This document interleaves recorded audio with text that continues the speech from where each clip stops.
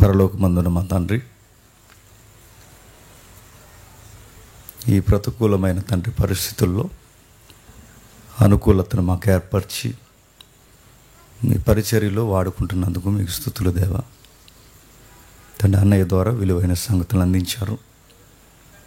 తండ్రి, ఏ విధముగా మనుషులు వ్యవహరించాలో తండ్రి, మానవ జీవితాలకి ప్రాముఖ్యమైనది పరసంబంధమైన విషయాల మీద తండ్రి మనసు నుంచి ఇలలో తండ్రి ఏ విషయాలు అతిశయపడేవారుగా కాక మిమ్మును బట్టి అతిశయించేవారుగా ఉండాలనే చక్కటి వర్తమానం తండ్రి అందించారు. మరికొన్ని సంగతులు మాతో మాట్లాడండి. మీ దయలో తండ్రి మమ్మల్ని నడిపించి మా సంగతులకు ఆశ్చర్యకరమైన కొన్ని సంగతులు తండ్రి మా కళ్ళు ఎదురుకు తీసుకుని వస్తారని కోరుతున్నాం. వినబడుతున్న మాటలు తండ్రి ప్రతి ఒక్కరూ వారి మనస్సును కేంద్రీకరించి ఒకప్పుడు మా స్థితి ఏంటో, ఇప్పుడు మా స్థితిగతులు ఏంటో, మేము ఏం కోల్పోయామో తండ్రి వాక్యపు వెలుగులో తండ్రి మా అందరినీ తండ్రి మీరు దర్శిస్తారని కోరుతూ క్రీస్తునామని ప్రార్థన సమర్పిస్తున్నాం తండ్రి. ఆమె జాగ్రత్తగా కొన్ని విలువైన సంగతులు విందాం. దయచేసి ఎవరు అటు తిరగండి. వాక్యంలోకి వెళ్ళే ముందు మరొకసారి మీకు ప్రకటన జ్ఞాపకం చేస్తాను. ఇక మనకి ఒక్క వారం మాత్రమే సెమినార్ కొరకు మనకి గడువు ఉంది.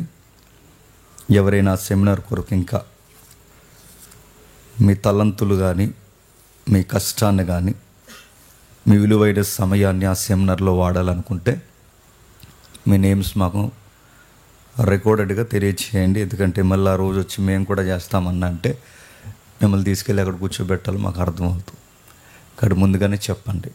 ఇక రెండవది, ఈ సెమినార్ కొరకు కొంతమంది సహాయం చేస్తున్నారు. ఆన్లైన్లో ఆఫ్లైన్లో చాలామంది నాకు సహాయం చేస్తున్నారు.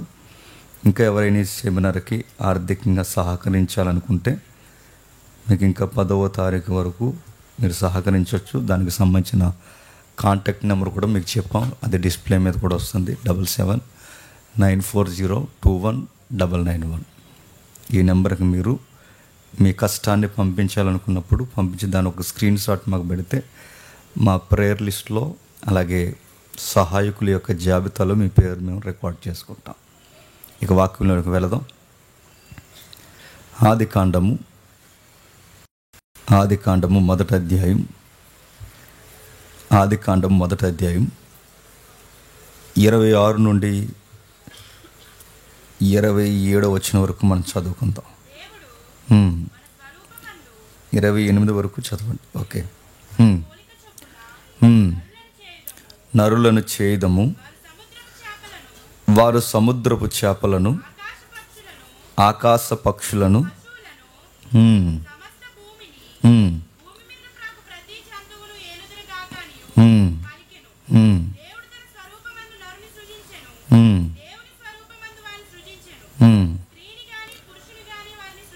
స్త్రీనుగాను పురుషునిగాను వారిని సృజించెను. దేవుడు వారిని ఆశీర్వదించెను. మీరు ఫలించి అభివృద్ధి పొంది విస్తరించి భూమిని నిండించి దానిని లోబర్చుకొనుడి. సముద్రపు చేపలను, ఆకాశ పక్షులను, భూమి మీద ప్రాకు ప్రతి జీవిని ఏలుడని దేవుడు వారితో చెప్పెను. దేవుడు ఆగుదాం. కొన్ని వచనాలు మనకు సుపరిచితం, కొన్ని వచనాలు మనకు తెలిసినట్టే అనిపిస్తాయి. అలాంటి వచనాల్లో ఇదొకటి. బైబిల్ అంతా మీకు అర్థం కావాలంటే ఒక సింగిల్ లైన్ మీకు చెప్తాను, గమనించండి. బైబిల్ సుమారుగా 3 భాగాలుగా విడిపోయింది. ఎన్ని భాగాలు? 3 భాగాలు. మొదటి భాగము ఆదికాండం మొదటి అధ్యాయం నుండి 11వ అధ్యాయం వరకు ఒక భాగం. 11వ అధ్యాయం నుండి బాగా వినాలి, మలాకీ గ్రంథం వరకు ఒక భాగం.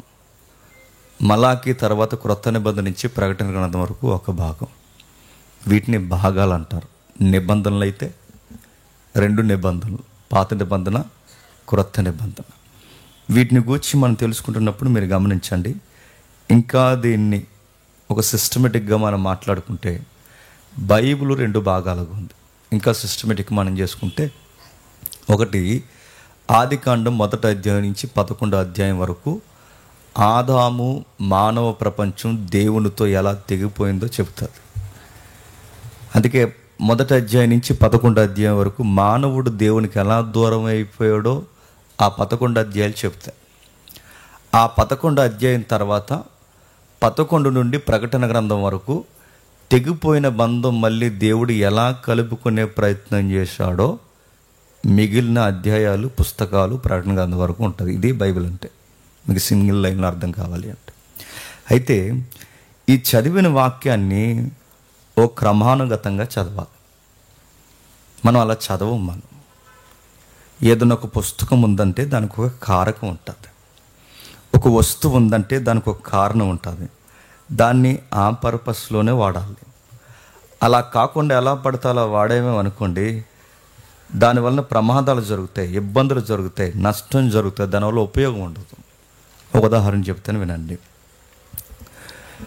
మొదట్లో కొండలను పేల్చడానికి మనుషులు చాలా కష్టపడేవారు. తర్వాత డైనమైట్ కనుక్కున్నారు. ఆ పెద్ద ప్రేలుడు కనుక్కున్న తర్వాత కొండలను పెగిలించడం అనేది చాలా ఈజీ అయింది.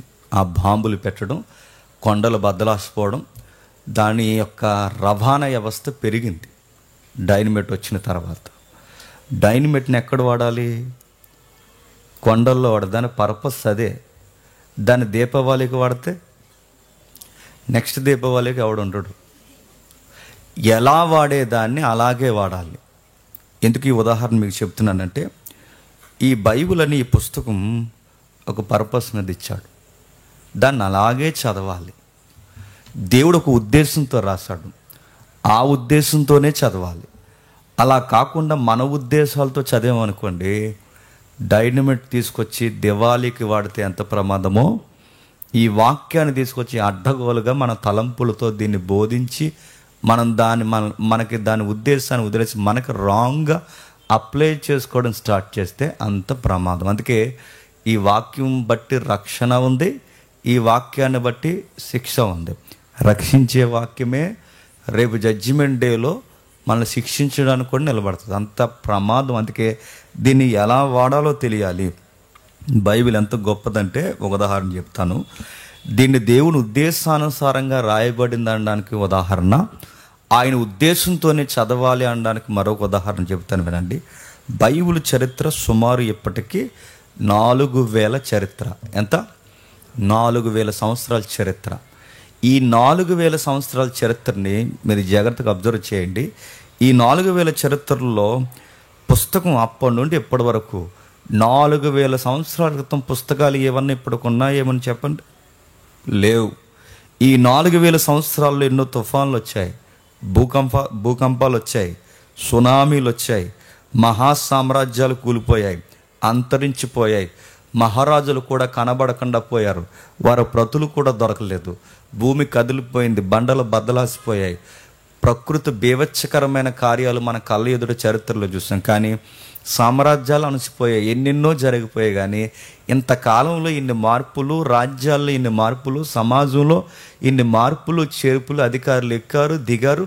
చరిత్రలో రకరకాల వంకర్లు తిరిగిన 4000 చరిత్రలో ఎన్ని జరిగిపోయినా మారంది ఏంటో తెలుసా? బైబిల్ మారలేదు, గుర్తుపెట్టుకోండి.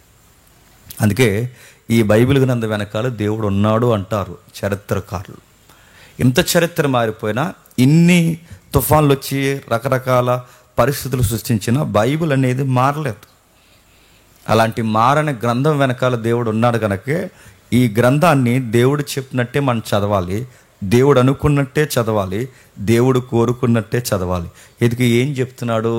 ఈ చెబుతున్నది ఒక రాజరికాన్ని కొరకు మాట్లాడుతున్నాడు. ఇప్పుడు మనం చదివిన వచనాలు ఏవైతే ఉన్నాయో ఇవి ఒక రాజరికానికి సంబంధించినవి. ఏమి రాజరికానికి సంబంధించినవి? ఉదాహరణ చెప్తాను వినండి, మీకు అర్థమయ్యేలా మాత్రమే చెప్తాను వినండి. ఒక రాజరికానికి మాత్రమే చెప్తున్నాడు. ఏం చెప్తున్నాడు అంటే, దేవుడు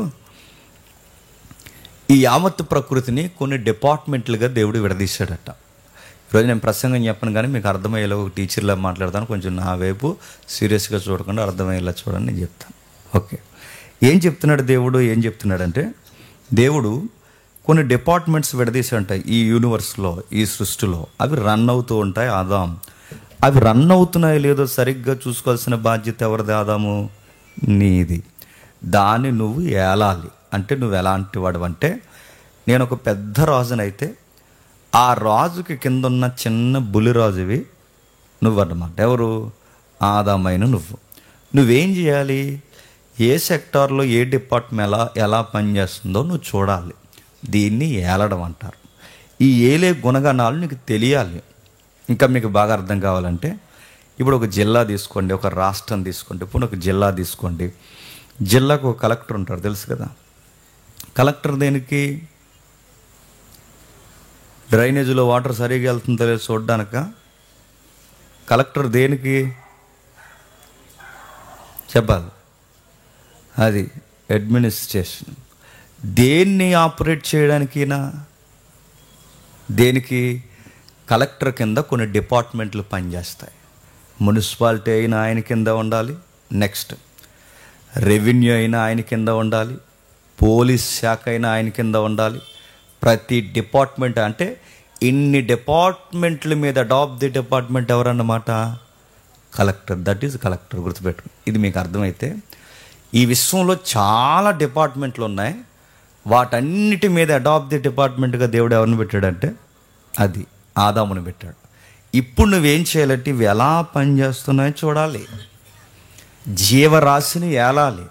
అంటే ఈ సృష్టిని ఒక సిస్టమేటిక్గా నువ్వు నడిపించాలి. దీన్ని నువ్వు ఏలాలి. ఇంత పెద్ద వ్యవస్థను ఏలాలి అంటే వెంటనే తీసుకెళ్ళి చైర్లో కూర్చోబెట్టేస్తే ఏలేగలడా?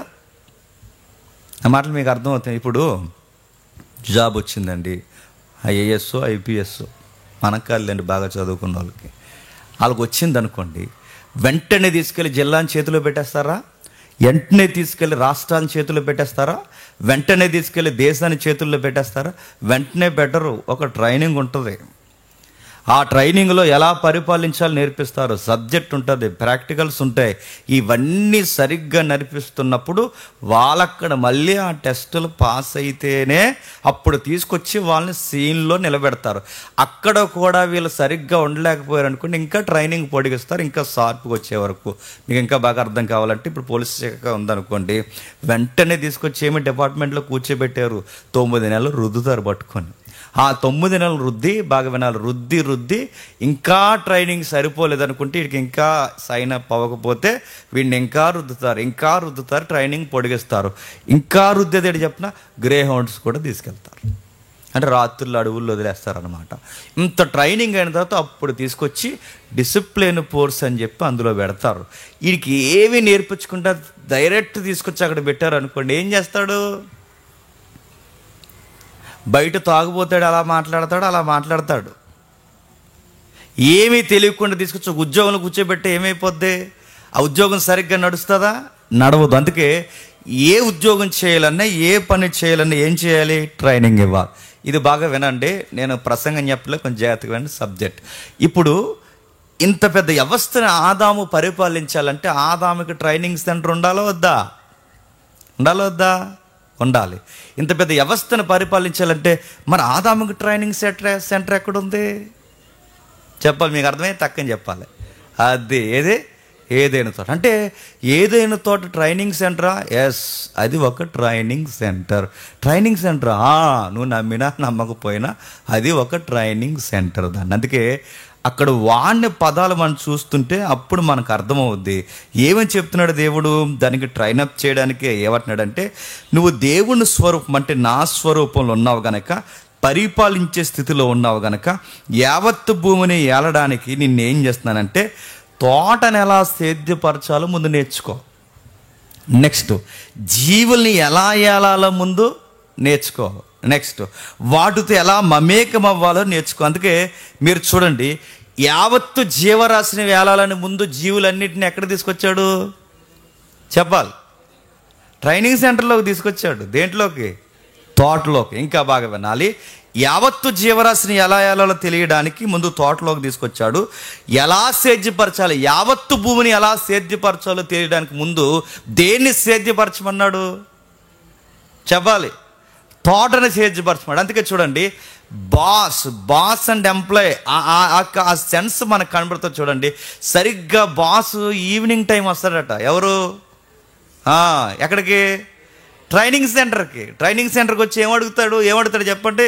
ఏ ఆదాం, పరిస్థితులు ఎలా ఉన్నాయి అంటే అకౌంటబిలిటీ అంటారు దాన్ని. అంటే మీకు అర్థమైతే ఆదాముకి దేవుడు ట్రైనింగ్ ఇస్తున్నాడు ఏదైనా తోటలో, కానీ మనోడు ట్రైనింగ్లోనే చెప్పాలి. గండి కొట్టాడు అన్నమాట. అర్థమవుతుందంటే ఏదో పోయింది మనకి, ఏదో కోల్పోయాం. మనకి దేవుని యొక్క పెద్ద ఉద్దేశానికే మనం భగ్నం చేసాం. మన పితరుడు పెద్ద గాయమే చేశాడు, అదే బైబిల్లో తెగిపోయిందని చెబుతుంది. అంటే ఏదో జరగాల్సింది జరగకుండా పోయింది, ఎక్కడో ఉండాల్సిన వారం ఉండకుండా పోయాం, ఏదో మహిమ కావలసిన మనం మహిమ లేకుండా పోయాం. మొత్తం మీద ఏదో నష్టం జరిగింది. ట్రైనింగ్లోనే వ్యవస్థ కుప్పకూలిపోయింది. దాన్ని మనం తెలుసుకుందాం. ఇప్పుడు చదవండి, 1వ అధ్యాయం 26వ వచనం నుండి. దేవుడు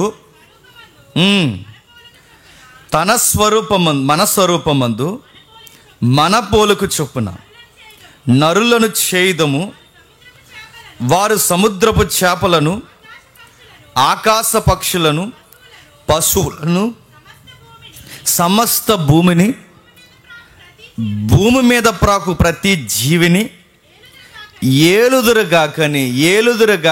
భూమి మీద ప్రాకు చెప్పండి, ప్రతి జీవిని ఏలుదురుగాకని. ఎప్పుడు గుర్తుపెట్టుకోండి, దేవుడికి ఒక మైండ్ ఉంటుందండి. ఆ మైండ్ ఏంటి చెప్పిన, పెద్ద పని అప్పగించాలంటే ముందు చిన్న పని అప్పగిస్తాడు. ఇంకా మీకు బాగా అర్థం కావాలంటే, నేను ఒక బెస్ట్ సింగర్ని దేవుడు చేయాలనుకోండి, ముందు నీకు చిన్న చిన్న అవకాశాలు ఇక్కడ ఇస్తాడనమాట. నువ్వు ఎక్కడే డెగ్గొట్టి డొమ్మా కొట్టి తిరుగుతున్నావు అనుకో, చెప్పండి, నువ్వు బెస్ట్ ఐడియల్ వర్షిప్కి వెళ్ళో క్షమించండి, ఐడియా ప్రైజ్ తీసుకోవడానికి వెళ్ళో గుర్తుపెట్టుకోండి. అంటే ఏదన్నా చిన్నది. ఇప్పుడు నేను ఇక్కడ ఉన్నాను ఈరోజు ఇక్కడ నిలబడి ఇంతమందికి నేను చెబుతున్నానంటే, నా ఎర్లీ స్టేజ్లో నేను సండే స్కూల్ ముందు చెప్పాలి. నా ఎర్లీ స్టేజ్లో ముసలోళ్ళు ఉంటారు, వృద్ధులు ఉంటారు, వాళ్ళ ముందు చెప్పాలంటే నేను నమ్మకంగా చెప్పే కొలిది దేవుడు నన్ను ఏం చేస్తాడు, వాడడం మొదలెడతాడు, పెంచడం మొదలెడతాడు. అంటే ఇది నాకు ట్రైనింగ్ పీరియడ్ అన్నమాట. ఇప్పుడు తమ్ముడు కొత్తగా అధ్యక్ష చేస్తాడు. దేవుడు అక్కడే వదిలేస్తాడా? తన నిపుణత, తన బాధ్యత, తన యొక్క దేవుని పట్ల తనకున్న ఆ అకౌంటబిలిటీ మెయింటైన్ చేస్తే ఇంకా వాడతాడు. అధ్యక్షుడు కాస్త గొప్ప ప్రసంగికుడిగా దేవుడు మార్చుకుంటాడు. అధ్యక్షుడి దగ్గర దొంగేసాలు వేస్తే పక్కెళ్ళి ఆడుకో అని చెప్తాడు. నా మాటలు అర్థమవుతున్నాయి? అంటే ఏదన్నా ఒక బాధ్యత అన్నమాట, ఏదన్నా ఒక అకౌంటబిలిటీ. ఏదన్నా ఎదగాలంటే ఇప్పుడు ఆదాముకి బాధ్యత నేర్పిస్తున్నాడు, ఆదాముకి భవిష్యత్తు నేర్పిస్తున్నాడు, ఆదాముకి ట్రైనింగ్ ఇస్తున్నాడు. ఎందుకు ఇవన్నీ నేర్పిస్తున్నాడు? నీకు పెద్ద ప్రాజెక్ట్ ఉంది. నీకు ఆ ప్రాజెక్ట్లో నువ్వు కీలకమైన పాత్ర నువ్వు పోషించాలంటే ముందు జాగ్రత్త. అందుకే దేవుడు చూడండి, నరుణ్ణి చేస్తున్నప్పుడు, ఆయన కార్యాలు చేస్తున్నప్పుడు అన్నీ ఆదాము కళ్ళ ముందే చేశాడు. చదవండి ఒకసారి ఆదికాండము 2వ అధ్యాయం, జాగ్రత్తగా వినండి. ఆదికాండము 2వ అధ్యాయం 7వ వచనం నుండి. ఆదికాండము 2వ అధ్యాయం 7వ వచనం నుండి. దేవుడైన యెహోవా నేల మట్టితో నరుని నిర్మించి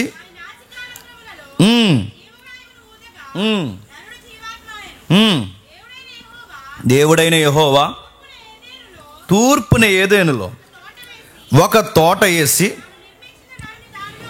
తాను నిర్మించిన నరుణ్ణి దానిలో ఉంచిన. జాగ్రత్తగా వినండి, వ్యాఖ్యానాలు 2 ఉన్నాయి. అందులో ఒక వ్యాఖ్యానం నాకు దగ్గర కనిపించింది. జాగ్రత్తగా అడుగుతున్న దానికి ఆన్సర్ చెప్పండి. మనిషిని ముందు చేశాడా, తోటను ముందు చేశాడా? అక్కడ ఉన్న ప్యాటర్నే చెప్పండి. మనిషిని ముందు చేశాడా, తోటను ముందు చేశాడా? అక్కడ ఉన్నదే చెప్పండి. మనిషినే ముందు చేశాడు. ఎవరినే? మనిషినే ముందు చేశాడు. అందుకే 2 వ్యాఖ్యానాలు ఉన్నాయి అంటున్నాను. మనిషినే ముందు చేశాడు. అంటే భూమి మీద దేవుడైన యెహోవా నేల మట్టితో నరుని నిర్మించి వాడి నాసికారంధములో జీవవాయువును వదగా నరుడు జీవాత్మాయును. ఆ చేసిన మనిషిని ఏదేను తోటలో తూర్పున ఒక తోట వేసి తాను నిర్మించిన నరుణ్ణి దానిలో పెట్టినంటే, దానిలో పెట్టడానికి ముందు ఎవరిని చేశారు? నరుని చేశాడు, అంతే కదా. అంటే నరుణ్ణి ముందు చేశాడు, తోటను తర్వాత చేశాడు. చేస్తున్నప్పుడు ఎలా చేశాడు? జాగ్రత్తగా వినండి. చేస్తున్నప్పుడు ఎలా చేశాడంటే మూలము కానీ వ్యాఖ్యానాలన్నీ ఇవే చెబుతున్నాయి. ఎలా చేశాడంటే ఆదాము చూస్తుండగా చేశాడట. ఎవరు చూస్తుండగా? ఆదాము చూస్తుండగా. ఎందుకు చేయాలి? ఎందుకంటే తండ్రి పనోడు అనుకోండి, కొడుకు పనోడు అవుతాడు. తండ్రి పని దొంగ అనుకోండి, కొడుకు పని దొంగే అవుతాడు. తండ్రి సోమరోడు అనుకోండి, కొడుకు సోమరోడు అవుతాడు. తండ్రి సన్నాసిగాడు అనుకోండి, చెప్పండి, వీడు సన్యాసి అవ్వడు, చెప్పండి, సన్నాసి అవుతాడు. నా మాటలు అర్థమవుతున్నా లేదంటే పేరెంట్స్ అంటే చూడాలి. అందుకే బైబిల్ ఏముందో తెలుసా? తండ్రి ఏమి చేయుట కుమారుడు చూసునో కుమారుడు అదే చేయును. ఇది మీకు అర్థమైతే అంటే దేవుడు ఆదాము కళ్ళ ముందే కొన్ని చేస్తున్నాడు. ముఖ్యంగా తనకు అప్పగించే ఆ వర్క్ని తన కళ్ళ ముందు చూపిస్తున్నాడు, పనిని తన కళ్ళ ముందు చూస్తున్నాడు. తోటను సేద్యపరచాలి. తోటను ఎలా సేద్యపరచాలో ఏం చేయాలో తెలియాలంటే తోట ఎవరి ముందు వేయాలి? రేపు ఏలబోయే మనిషి ముందే వేయాలి. ఎలా నాటాలో, ఎలా పెరగాలో, ఎలా జరగాలో ఇవన్నీ తన ముందే చేస్తున్నాడు. ఎందుకు? నెక్స్ట్ ఈ పని చేయాల్సింది ఎవరు? నువ్వు గనక. అందుకే తనకు చూపిస్తున్నాడు. తను నిర్మించిన మనిషిని తీసుకెళ్ళి తోట వేస్తున్నాడు. తోట అన్నదానికి ఏమంటాడు తెలుసా? మూలంలో అక్కడ తోట వేసిన తర్వాత గుర్తుపట్టండి, నేల మట్టుతో చేసిన నరుణ్ణి తీసుకెళ్ళి ఆ తోటలో పెట్టాడు. ఎందుకు పెట్టా ప్రభు అంటే, ఇప్పుడు మళ్ళీ నీకు ఒక పని ఉంది, నేను చేస్తాను, ఇప్పుడు నాతో పాటు నువ్వేం చేయాలంటే నువ్వు కూడా కలిసి పని చేయాలి. నా మాటలు అర్థమవుతున్నది. ఎలా పని చేయాలి? Wait my son wait. ఇది ఇలా పక్కకు రా. ఇప్పుడు జంతువులు వస్తాయి. ఇప్పుడు ఏం చేస్తావంటే వాటికి పేర్లు పెట్టాలి. వర్క్లో ఏం చేస్తున్నాడు బాసులో వర్క్ ఏం చేస్తున్నాడు చెప్పండి? కొత్తగా జాయిన్ అయిన ఎంప్లాయీని దగ్గరుండి ఎలా నేర్పిస్తాడో అలా నేర్పిస్తాడు. ఇలా రా, ఇప్పుడు ఇట్లా పేర్లు పెట్టారు, ఇలా రా, ఇది చెట్టు, ఇలా రా, ఇది చెట్టు, అన్ని చెట్లు ఉన్నాయిగా, మధ్యలో 2 ఉన్నాయిగా, వాటితో జాగ్రత్త ఇవన్నీ చెబుతున్నాడు. చూసారా? ఒక ట్రైనింగ్ ఇస్తున్నట్టు. అంటే ఒక నేర్పిస్తున్నాడు. ఎందుకు? ఎన్ని రోజులు లేదా ఏటేళ్ల కాలం నేను ఉండను, నేను సంధ్య వేళ వస్తూ పోతూ ఉంటాను. ఇప్పుడు నీకు ఒక వర్క్ ఫామ్ చేసి, ఒక సిస్టమ్ ఫామ్ చేసి అందులో నిన్ను రాజుగా పెడతాను. ఇప్పుడు నేను చేస్తున్న ఈ పాత్ర ఎవరు పోషించాలి? నువ్వు పోషించాలి. నువ్వు పోషించినప్పుడు నాకు ప్రతినిధిగా నువ్వు ఉంటావు, నాకు అకౌంటబిలిటీగా ఉంటావు, నాకు ప్రతిబింబంగా ఉంటావు. నువ్వు ఇది చేయాలని ఆదాముకు దేవుడు దగ్గరుండి తోట ఎలా వేస్తున్నాడో చూపిస్తున్నాడు. ఇప్పుడు జంతువులను రప్పించి 18వ వచనంలో ఏం చేస్తాడు, 18వ వచనంలో ఏం చేస్తున్నాడు చూడండి. మరియు దేవుడైన యెహోవా, కిందికి 19వ వచనం, దేవుడైన యెహోవా ప్రతి భూజంతువును ప్రతి ఆకాశ పక్షిని నేల నుండి నిర్మించి ఆదాము వాటికి ఏ పేరు పెట్టునో చూచుటకు అతని యొద్దకు వాటిని రప్పించెను. ఆదాము ఏ పేరు పెట్టెనో ఆ పేరు దానికి కలిగెను. అప్పుడు ఆదాము ఆకాశ పక్షులకును సమస్త భూజంతువులకును పేర్లు పెట్టిన అడుగుతున్నాను. జంతువులు పిలిపించిన వాడు, జంతువులు సృష్టించిన వాడు జంతువులకి ఎందుకు పేర్లు పెట్టట్లేదు? పని నేర్పిస్తున్నాడు. గుర్తుపెట్టుకోండి, మన దేవుడికి, ఇంకా మీకు ఇలా దేవుడు అనే పదం దూరంగా ఉందేమో, మన తండ్రి అయిన దేవునికి, మన తండ్రికి ఉండే గొప్ప గుణం ఏంటో చెప్పనా? నా కొడుకులు, నా బిడ్డలు పని చేసేవారై ఉండాలి. ఎప్పుడు గుర్తుపెట్టుకోండి, దేవునికి సోమరోలు ఇష్టం కాదు, చెప్పండి, వర్క్ చేసేవాళ్ళంటే ఇష్టం. గుర్తుపెట్టుకోండి, ఏదో ఒక పని చేయాలి, పని చెయ్యాలి. కొత్త నిబంధన ఏమని చెప్పనా? పని చేయని వాడు తినడానికి, చెప్పండి, రైట్ లేదు వాడికి. నేను మళ్ళీ చాలామందిని చూస్తాను, నాకు అలా ఖాళీగా కనబడటం తిక్కలేసిపోతుంది. నాకు ఏదో ఒక పని చేయాలి, ఏదో ఒక పని. మనిషి అన్నవాడు పని చేయాలి.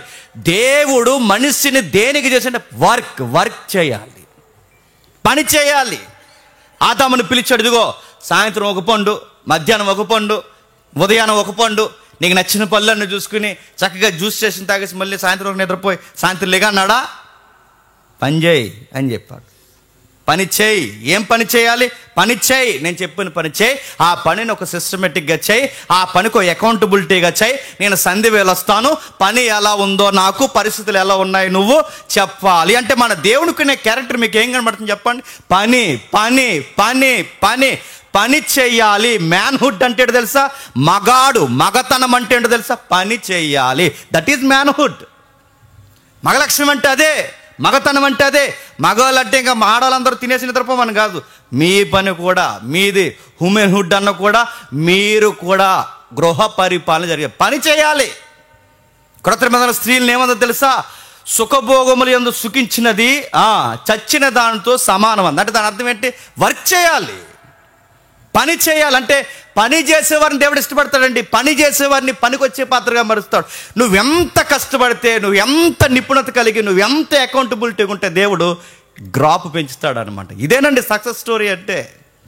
చాలామంది తెలియదు ఈ సీక్రెట్. అందుకే దేవుడు చెబుతున్నాడు, తన కష్టాన్ని చూపిస్తున్నాడు. తోటలోకి జంతువులు పిలిచి ఏం చెప్తున్నాడు? రప్పించాడు, పేర్లు పెట్టమంటున్నాడు. ఇదంతా ఎక్కడ జరుగుతుందండి? ఇదంతా ఎక్కడ జరుగుతుంది? తోటకు బయట, తోట లోపల. తోట లోపల అంటే తోట లోపల జరుగుతుందంటే దీన్ని ఏమంటారు? ట్రైనింగ్ సెంటర్ అన్నమాట. మొక్కలు ఎలా వేసాడు చూపిస్తున్నాడు, జంతువులను పిలుస్తున్నాడు, పేర్లు పెట్టమంటున్నాడు. నేను అడుగుతున్నాను, భూమి మీద అక్కడక్కడ ఉంటే అలాగెళ్ళి కొంచెం అలా తిరిగి ఉత్తర అమెరికా, దక్షిణ అమెరికా ఇవన్నీ తిరిగి ఇలా తిరిగి వచ్చేట్లకి పేరెట్టు అన్నాడా? అవి నీ దగ్గరకు వస్తాయి, తోటలోకి వస్తాయి. దాన్ని అందుకే ఎబ్రీలో ఏమని పదం వాడారు తెలుసా? గేన్ అని పదం వాడారు. గేన్ అంటే పదం అర్థం ఏంటంటే ఒక చుట్టూ కంచె వేసి ఆ కంచె వేసిన లోపల అన్ని సమృద్ధి కార్యక్రమాలు పెట్టి, ఆహారము, సంతోషము, సంరక్షణ అన్ని పెట్టి చుట్టూ ఒక వలయంలా కంచి వేసే దాన్నే గేన్ అంటారన్నమాట. అంటే ఇప్పుడు అన్ని లోపల పెట్టాడు. అంటే ఏదైనా తోట లోపల పెట్టాడు. లోపల పెట్టి ఏం చేస్తున్నాడు? ట్రైనింగ్ ఇస్తున్నాడు. లోపల ఫుడ్ ఉంది, లోపల రెస్ట్ ఉంది, లోపల సమృద్ధి ఉంది, లోపల ఇంకేముంది, ఎలా పనిచేయాలి నేర్పిస్తున్నారు. లోపల జంతువులు ఉన్నాయి, అన్నీ లోపల ఉన్నాయి. మనం అనుకుంటే ఏదైనా తోట అంటే చిన్న తోట అనుకుంటాం. తోట ఏం కాదు. నేను ఎప్పుడు నుండి అనుకుంటున్నాను ఏదైనా తోట హిస్టరీ చెప్పాలని, కానీ టైం సెట్ అవ్వట్లేదు. ఏదైనా తోటలు ఏమంటే చెప్తున్నా, పర్వతాలు ఉన్నాయి. ఆ వాక్యం బైబిల్ ఉంటుంది, మన కళ్ళకి కనబడదు. అది నాకే కనబడుతుంది. మీరు చూపిస్తాను టైం వచ్చినప్పుడు. కష్టపడి చదివిన వాళ్ళు కనబడుతుందిలేండి. పెద్ద పెద్ద కొండలు ఉన్నాయి, నదులు ఉన్నాయి. అంటే కొండలు, నదులు, పర్వతాలే ఉన్నాయంటే ఏదైనా తోటను కూడా మీరు జాగ్రఫికల్గా చూస్తే, బైబిల్ ఇచ్చిన రెఫరెన్స్ ప్రకారం జాగ్రఫికల్గా చూస్తే ఇలా సదురుగున్న నేల మీద ఉండదు. ఏదైనా తోట గుర్తుపెట్టుకోండి, సదురుగున్న నేల మీద ఉండదు. స్నోప్ గ్రౌండ్లో ఉంటుంది. ఇలా ఉంటుంది. అంటే ఇలా ఏటవాలు ప్రాంతంలో ఉంటుంది. ఏం తోట? ఎందుకు ఏటవాళ్ళు ఉందా ఎలా చెప్పాలి? రెఫరెన్స్ ఉన్నాయి. ఎలా చెప్పగలమంటే నది పారాలి అంటే తోట మీద నుంచి తోట ఎక్కడ ఉండాలి చెప్పండి? ఏటవాళ్ళ ప్రాంతంలో డౌన్ ఉంటుంది అన్నమాట. ఇంత ఉంది ఆ స్టోరీ. ఇవన్నీ ఎందుకు చేస్తుంటే చిన్న తోట ఏం కాదు, ఒక మినీ ప్రపంచం ఉంది. ఆ ప్రపంచంలో ఆదామును పెట్టి ఇవన్నీ జరిగించి దేవుడు అంటున్నాడు, వీటితో జాగ్రత్త, వీటిని జాగ్రత్తగా పరిపాలించు, వీటన్నిటిని జాగ్రత్తగా చెయ్యి అన్నాడు. ఏం చెప్తున్నాడో ఒక్కసారి వచనాలు చదువుదాం. ఆ వచనాలు చదువుదాం. 2వ అధ్యాయం 7-8 వచనాలు చదువుదాం. దేవుడైన యెహోవా నేల మట్టితో నరుని నిర్మించి జీవవాయువు నోదగా నరుడు జీవాత్మాయను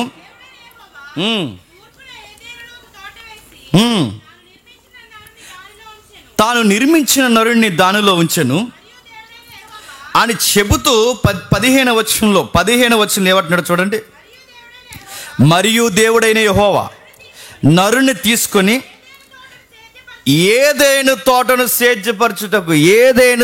సేద్యపరచుటకు నరుణ్ణి దేవుడు ఎందుకు చేశాడు చెప్పాలి. ఏదైనా తోటను సేద్యపరచు. బాగా వినాలి, మిమ్మల్ని క్వశ్చన్ అడిగితే నాకు ఆన్సర్ చెప్పండి. దేవుడు నరుడను ఎందుకు చేశాడు చెప్పాలి. ఉన్నదాన్ని చెప్పండి. దేవుడు నరుడను ఎందుకు చేశాడు చెప్పాలి. ఏం సేద్యపరచడానికి అడుగుతున్నాను. ఒకవేళ ఏదైనా తోటనే సేద్యపరచడానికి అయితే మరి మొదటి అధ్యాయం ఇందాక నుంచి చదువుతున్నాం మనం, 26, 27, 28 వచనాలు ఏంటి? యావత్తు భూమిని చెప్పండి పరిపాలించాలి, యావత్తు భూమిని పాలించాలి. మరి యావత్తు భూమిని పాలించమని మొదటి అధ్యాయంలో చెప్పిన దేవుడు, యావత్తు భూమిని పాలించమని చెప్పిన మొదటి అధ్యాయంలో చెప్పిన దేవుడు 2వ అధ్యాయంకి వచ్చేసరికి దేన్ని మాత్రమే సేద్యపరచాలట? ఎందుకట చెప్పాలి? ట్రైనింగ్ కనుక. అది ఏంటది? ట్రైనింగ్లో అంటే ముందు వర్క్ చేయి, ముందు ఎక్కువ నువ్వు ఖచ్చితమైతే ఇందులో నీకు నిపుణత వస్తే అప్పుడు నెక్స్ట్ స్టేజ్ ఉంది. ఏంటి? ఈ సృష్టిని పరిపాలిస్తా. అంటే మొదటి వర్క్ ఇది ప్రారంభిస్తుంటే పెద్ద ప్లాన్ ఉంది ఆయనకి. అంత పెద్ద ప్లానింగ్లోకి వెళ్ళాలంటే ముందు ఏముండాలి చెప్పండి? ట్రైనింగ్ జరుగుతుంది. అందుకే ఏదేను తోటను సేద్యపరచుటకును దాన్ని కాయుటకును దానిలో ఉంచును సేద్యపరచుట. దానికి హెబ్రీలో ఏమంటారో తెలుసా? అబాండ్ అంటాడు. అబాండ్ అంటే ఈ పదం ఎక్కడ పడితే అక్కడ వాడరు. అబాండ్ అనే పదం ఎక్కడ వాడతారంటే దేవునికి మనిషికి, బాగా వినాలి, దేవునికి మనిషికి పని చేసే వ్యక్తిని ఈ వర్క్ని ఏమంటారంటే అబాండ్ అంటారు, సేద్యపరచుట. చాలామంది ఈ చదివేసి పైన ఏమన్నారంటే పరిపాలించడం అంటే ఏంటండి? ఏదైనా తోటని సృష్టిని పరిపాలించడం అంటే, సేద్యపరచడం అంటే ఏంటని ఎప్పుడో నేను బైబిల్ చదువుకున్న టైంలో ఒక అబ్బాయి ఇంకొక గురువు గారిని అడిగాడు, సేద్యపరచడం అంటే ఏంటండి అంటే, సేద్యపరచడం అంటే ఏంటంటో సాయంత్రానికి ఆకులన్నీ రాలిపోతాయి కదా, ఏ ఆకులు ఏదైనా తోటలో ఆకులు అంటే రాలిపోతే సాయంత్రం పక్క తుడిసేయడమే, అదే సేద్యపరచడం అంటే అన్న. ఇటు ఆకులు తొట్టమా? అందుకే కొన్ని వచనాలు అర్థం కావాలంటే కొన్ని మూలాలు తెలియాలి. ఈ చదవకెళ్ళి ఏమంటారంటే తెలుగు బైబిల్ చాలండి, ఇంక మాకు మూలాలు అవసరం లేదంటారు. మూలాలు చదవకపోతే ఫీవరెట్గా తయారవుతుంది తొట్టడానికి. చదవాలి, ప్రతిదీ చదవాలి. అందుకే బైబిల్కి ఒక పర్పస్ ఉంది. నేను చెప్పానుగా, ఆ దేవుని ఉద్దేశంతో చదవాలి. నీ ఉద్దేశంతో చదివితే నీ లోకల్ నాలెడ్జ్లోనే బైబిల్ అర్థమవుద్ది. అందుకే సేద్యపరచుట అంటే అబాండ్ అన్నాడంటే ఏంటి దీని అర్థం అంటే, ఈ పదం గుర్తుపెట్టుకుని లాస్ట్కి లెక్క మీకు అర్థమవుద్ది. ఈ పదాన్ని ఎక్కడ వాడతారు అనుకున్నారు? దేవునికి మనుషులకు ఒక మందిరం ఉంటే, బాగా వినాలి, దేవునికి మనుషులకు ఒక మందిరం ఉంటే ఆ మందిరంలో పనిచేసే పూజారి ఉంటాడే, ఆ మందిరంలో పనిచేసే యాజకుడు ఉంటాడే, ఆ మందిరంలో పనిచేసే దైవజనుడు ఉంటాడే, ఆ దైవజనుడు చేసే వర్క్ దగ్గర వాడే పదమే అబాండ్ అనే పదం వాడతారు. అంటే ఇప్పుడు ఆదాము వర్క్ని ఏమంటున్నాడు తెలుసా? మందిరంలో పనిచేస్తున్న పూజారి అన్నమాట. ఇప్పుడు మళ్ళీ మందిరం అంటే టెంపుల్ అండి అనకూడదు, అలా చెప్పకూడదు. మందిరం అంటే ఇప్పుడు ఇల్లు ఉందండి, ఇల్లు అంటే ఏంటి? హౌస్ అనకూడదు, చెప్పండి. ఇల్లు అంటే నివాసం. ఎవరు ఉండడానికి? చెప్పాలి, ఎవరు ఉండడానికి? నేను ఉంటాను. ఇల్లులో నివాసం అయితే ఇంట్లో నేను ఉండడానికి, మందిరం నివాసం అయితే మందిరంలో ఎవరు ఉండడానికి? అది ఇప్పుడు మీకు అర్థం అవ్వాలి. ఇప్పుడు దీని బాగుండే అబాండ్ అనే పదము ఒక పూజారి చేసే వర్క్ దగ్గర వాడతారు. ఇప్పుడు ఏదైనా తోట, బాగా వినాలి, ఏదైనా తోట లేదా ఈ భూమి ఎక్కడ వాడుతున్న పదమో తెలుసా? దేవుని నివాస స్థలం అన్నమాట. ఏదైనా తోట మీకు నమ్మడానికి ఇబ్బందికరంగా కొంచెం ఎక్కడో కొన్ని వచనాలు గుర్తు రావచ్చు, అయినా ఇది వాస్తవం. మళ్ళీ చెప్తున్నాను, దేవుడు మానవుడితో కలిసి ఉండాలనుకుంటున్నాడు, నివాస స్థలంగా మార్చాలనుకుంటున్నాడు. అంటే ఇది నరులకు నివాసయోగ్యమైన స్థలం మాత్రమే కాదు, చెప్పాలి, ఇది నరులకు నివాసయోగ్యమైన స్థలం మాత్రమే కాదు, దేవుడు కూడా మనతో ఉండి వెళ్ళడానికి ఏర్పరచుకున్న నివాస స్థలమే ఈ భూలోకము. దాన్నే అబాండ్ అంటే దేవుడు వచ్చేళ్ళే స్థలముగా ఈ భూమిని, ఈ తోటని దేవుడు మార్చుకుని, ఆ దేవుడు వెళ్ళొచ్చే స్థలానికి ఈ మనిషి వాడే పదాన్ని, మనిషి చేస్తున్న పనికి వాడిన పదమే అబాండ్ అనే పదం వాడారు. ఇంకో పదం వాడారు, సేద్యపరచుటకును కాచుటకును. ఏంటట? సేద్యపరచుటకును కాచుటకును. సేద్యపరచడం అంటే మనకు అర్థమైంది, కాచుట అంటే సంహార్ అనే పదం వాడతారు. అంటే దాని అర్థం ఏంటి? దాని అర్థం ఏంటంటే చేస్తున్న పనిని కేవలం పనే మాత్రమే చేయక ఆచరిస్తూ పని చేయడం. నా మాటలు అర్థమవుతుంది? కాచుట అనే పదానికి ఆచరిస్తూ అంటే చేస్తున్న పనిని ఆచరణలో పెడుతూ, చేస్తున్న పనిని వ్యక్తి ఇన్వాల్వ్ అవుతూ, ఆ పనిని తన బతుకులో చూపిస్తూ ఆ వర్క్ని జరిగించే దాన్నే కాచుట అంటారు. ఇప్పుడు చెప్పండి, అంటే అచ్చు ఇది ఎలాంటిదంటే ఓ గుడిలో పూజారి చేసే పని లాంటిది అనమాట. ఇది అచ్చు ఎలాంటిదంటే ఒక మందిరంలో యాజకుడు చేసే పని లాంటిది అనమాట. అంటే ఇదంతా ఎందుకు చెప్తున్నాడు దేవుడు ఎందుకు చెప్తున్నాడు అంటే, ఇది మనకి బాగా అర్థం కావాలంటే ఇది ఒక రెస్ట్ ప్లేస్ అన్నాడు. దేన్ని? భూలోకాన్ని, ఏదైనా తోటని. అది మీరు ఎలా చెప్పగలరండి అంటే, 2వ అధ్యాయంకి రండి ఒకసారి. 2వ అధ్యాయం మొదటి వచనం చూడండి. 2వ అధ్యాయం మొదటి వచనం నుండి ముగిద్దాం.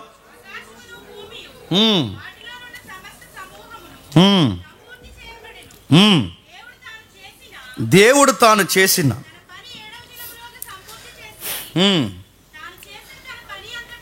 తాను చేసిన తన పని అంతటి నుండి 7వ దినం విశ్రమించెను. కాబట్టి దేవుడు ఆ 7వ దినమును ఆశీర్వదించి పరిశుద్ధపరచిన భాగమేనండి. అక్కడ ఒక పదం ఉంది చూడండి, విశ్రమించి విశ్రమించి విశ్రమించి. అడుగుతున్నాను, విశ్రమించడం అంటే ఏంటి చెప్పాలి,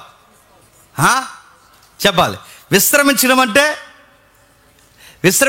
ఏంటి చెప్పినా, మనం అనుకున్నట్టు రెస్ట్ తీసుకోవడం కాదు, మనం అనుకున్నట్టు నిద్రపోయినట్టు కాదు. రెస్ట్ అనగానే అలసిపోయాడని కాదు. దేవుడు అలసిపోతాడా? దేవుడికి సరిపోవడానికి దేవుడికి చెమట పడుతుందా? అలసిపోవడం కాదు. రెస్ట్ తీసుకుంటే నిద్రపోయడానికి కాదు.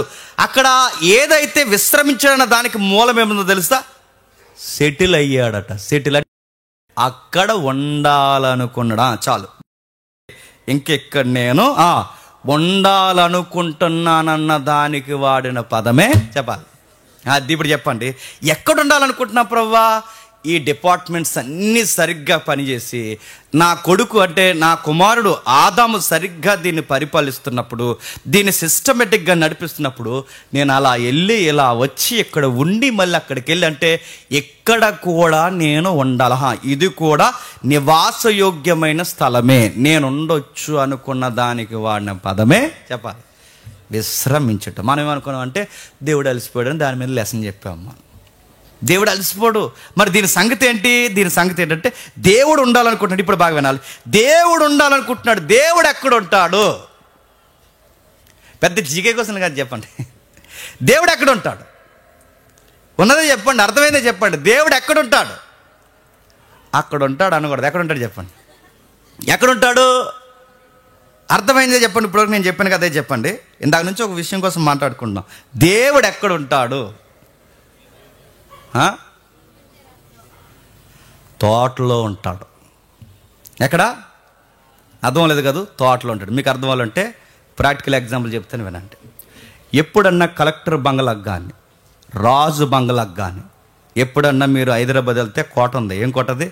గోల్కొండ కోట. కానీ మీరు ఏ కోటలైనా అబ్జర్వ్ చేయండి, కోటకు ముందు కోట చుట్టూ, బాగా వినాలి, కోటకు ముందు కోట చుట్టూ ఏముంటుంది తెలుసా? చెప్పాలి, గార్డెన్ ఉంటుంది, తోట ఉంటుంది. చాలామందికి తోటలు ఎందుకు వేస్తున్నారో తెలీదు. అది రాయల్టీ అంటారు. ఏంటది? రాయల్టీ, రాజరికం. అంటే గార్డెన్స్ మెయింటైన్ చేయడం అనేది చెప్పండి రాజరికం. పెద్ద పెద్ద బంగ్లాల ముందు పెద్ద పెద్ద గార్డెన్స్ ఎందుకు మేస్తారు చెప్పనా? రాయల్టీ. కలెక్టర్ బంగ్లా ముందు తోట ఎందుకు మెయింటైన్ చేస్తారు? ఇప్పుడు తెలియదు చాలా మందికి. ఇది ఎప్పటి నుంచో ఉంది, రాజుల కాలం నుంచి ఉంది. రాజులకి కల్చర్ ఎక్కడ తెలుసా? బాగా వినాలి, అది దేవుడు మానవుడి గుండెల్లో పెట్టిన థాట్. గుర్తుపెట్టుకోండి. మనిషిని ఆదామును రాజు అన్నాడు, ఆదాముని రాజు అన్నాడు, రాయల్ ప్రీస్ట్ అన్నాడు. ఆదాము రాజు అయితే రాజ్యం ఏది? తోటే. తోటే. ప్యాలెస్ ఏది? తోటే. ఆదాము యొక్క ఇదిగో ఆయన యొక్క ఏది? రాజదర్బార్ ఏది? తోటే. ఇదే అందుకే చూడండి, పెద్ద పెద్ద రాజుల భవంతులు, అధికారుల భవంతులు తోట మధ్యలోనే పెడతారు. ఎందుకు తెలుసా? ఇది అక్కడి నుంచి వచ్చింది సిస్టమ్. మొదటి మానవుడు మెసొపొతేమియా నాగరికత నుంచే ప్రపంచం చెదిరిపోయింది కనుక, చెదిరిపోయిన ప్రపంచం ఎక్కడ డెవలప్ అయిన అధికారులు ప్లేస్ ఏంటో తెలుసా? తోటే. దేవుడు మాన్యాలు ఉంటాయి, చదవండి మీరు. దేవుడు మాన్యాలు, దేవుడు మాన్యం అంటే చుట్టూ పొలాలు ఉంటాయి, చుట్టూ తోటలు ఉంటాయి. గుడి ఎందులో ఉంటుంది? మాన్యం మధ్యలో ఉంటుంది. ఎక్కడైనా మీరు చూడండి, ఇది ఈ సంకేతం మీరు ఎక్కడైనా చదవండి, ఇదే ఉంటుంది. అందుకే ఇది ఎక్కడి నుంచి వచ్చింది? ఏదైనా తోట కల్చర్. గుర్తుపెట్టుకోండి.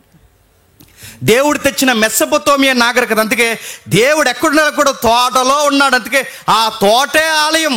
ఆ తోటే ఆలయం. ఆలయం అనగానే ఓ గుడి, ఆ గుడి కింద మళ్ళీ గంట ఇలా ఆలోచించకండి. ఆలయం అనగానే అది నివాస స్థలం, అది ఒక మందిరం. అంటే ఈ భూమే ఒక మందిరం, ఇక భూమే ఒక నివాసం. అంటే దేవుడు నిలబడే స్థలము గాను, దేవుడు ఉండే స్థలము గాను, దేవుడు పాదపీఠం గాను, దేవుడు నిలిచినే స్థలం గాను ఈ భూమిని చేసుకున్నాడు. దానికి ట్రైనింగ్ పీరియడ్గా ఏదైనా తోటను పెట్టాడు. మనోడు అక్కడే గండు కొట్టాడు. ఇంత పెద్ద ప్రాజెక్ట్ పెట్టాడు దేవుడు. అందుకే ఆ దేవుడు తన చిత్తానుసారంగా సృష్టిని చేశాడు. ఈ భూమిని ఒక అర్థవంతంగా చేసి విశ్రమించాడు. ఎందుకు విశ్రమించాడన్న దానికి అక్కడే ఉన్నాడు, సెటిల్ అయ్యాడు అని అర్థం. ఇంకా అర్థం కావాలంటే, ఇంకా మనకు అర్థం కావాలంటే మరొక వచనం అక్కడే చూడండి. మీరు జాగ్రత్తగా చదివితే అదే ఆది కాండము 7-8 వచనం, క్షమించండి 15 వచనం మరొకసారి చదవండి. 17 వచనం. మరియు దేవుడైన యెహోవా ఏదేను తోటను సేద్యపరచుటకు, దానిని కాచుటకును, సేద్యపరచుటకును చెప్పండి, కాచుటకును, సేద్యపరచుటకును కాచుటకును, దాన్నే అబాండ్ సమార్ అంటే ఈ రెండు పదాల కలయిక ఏంటంటే మధ్యలో యాజకుడిగా పూజారిగా పనిచేయాలి. ఏం పని చేయాలి ప్రభు అంటే జంతువులు బాగుండాలి, పక్షులు బాగుండాలి, భూమి బాగుండాలి, చాలా డిపార్ట్మెంట్లు పనిచేస్తున్నాయి. ఇవన్నీ బాగుండాలంటే ఎలా బాగుండాలి?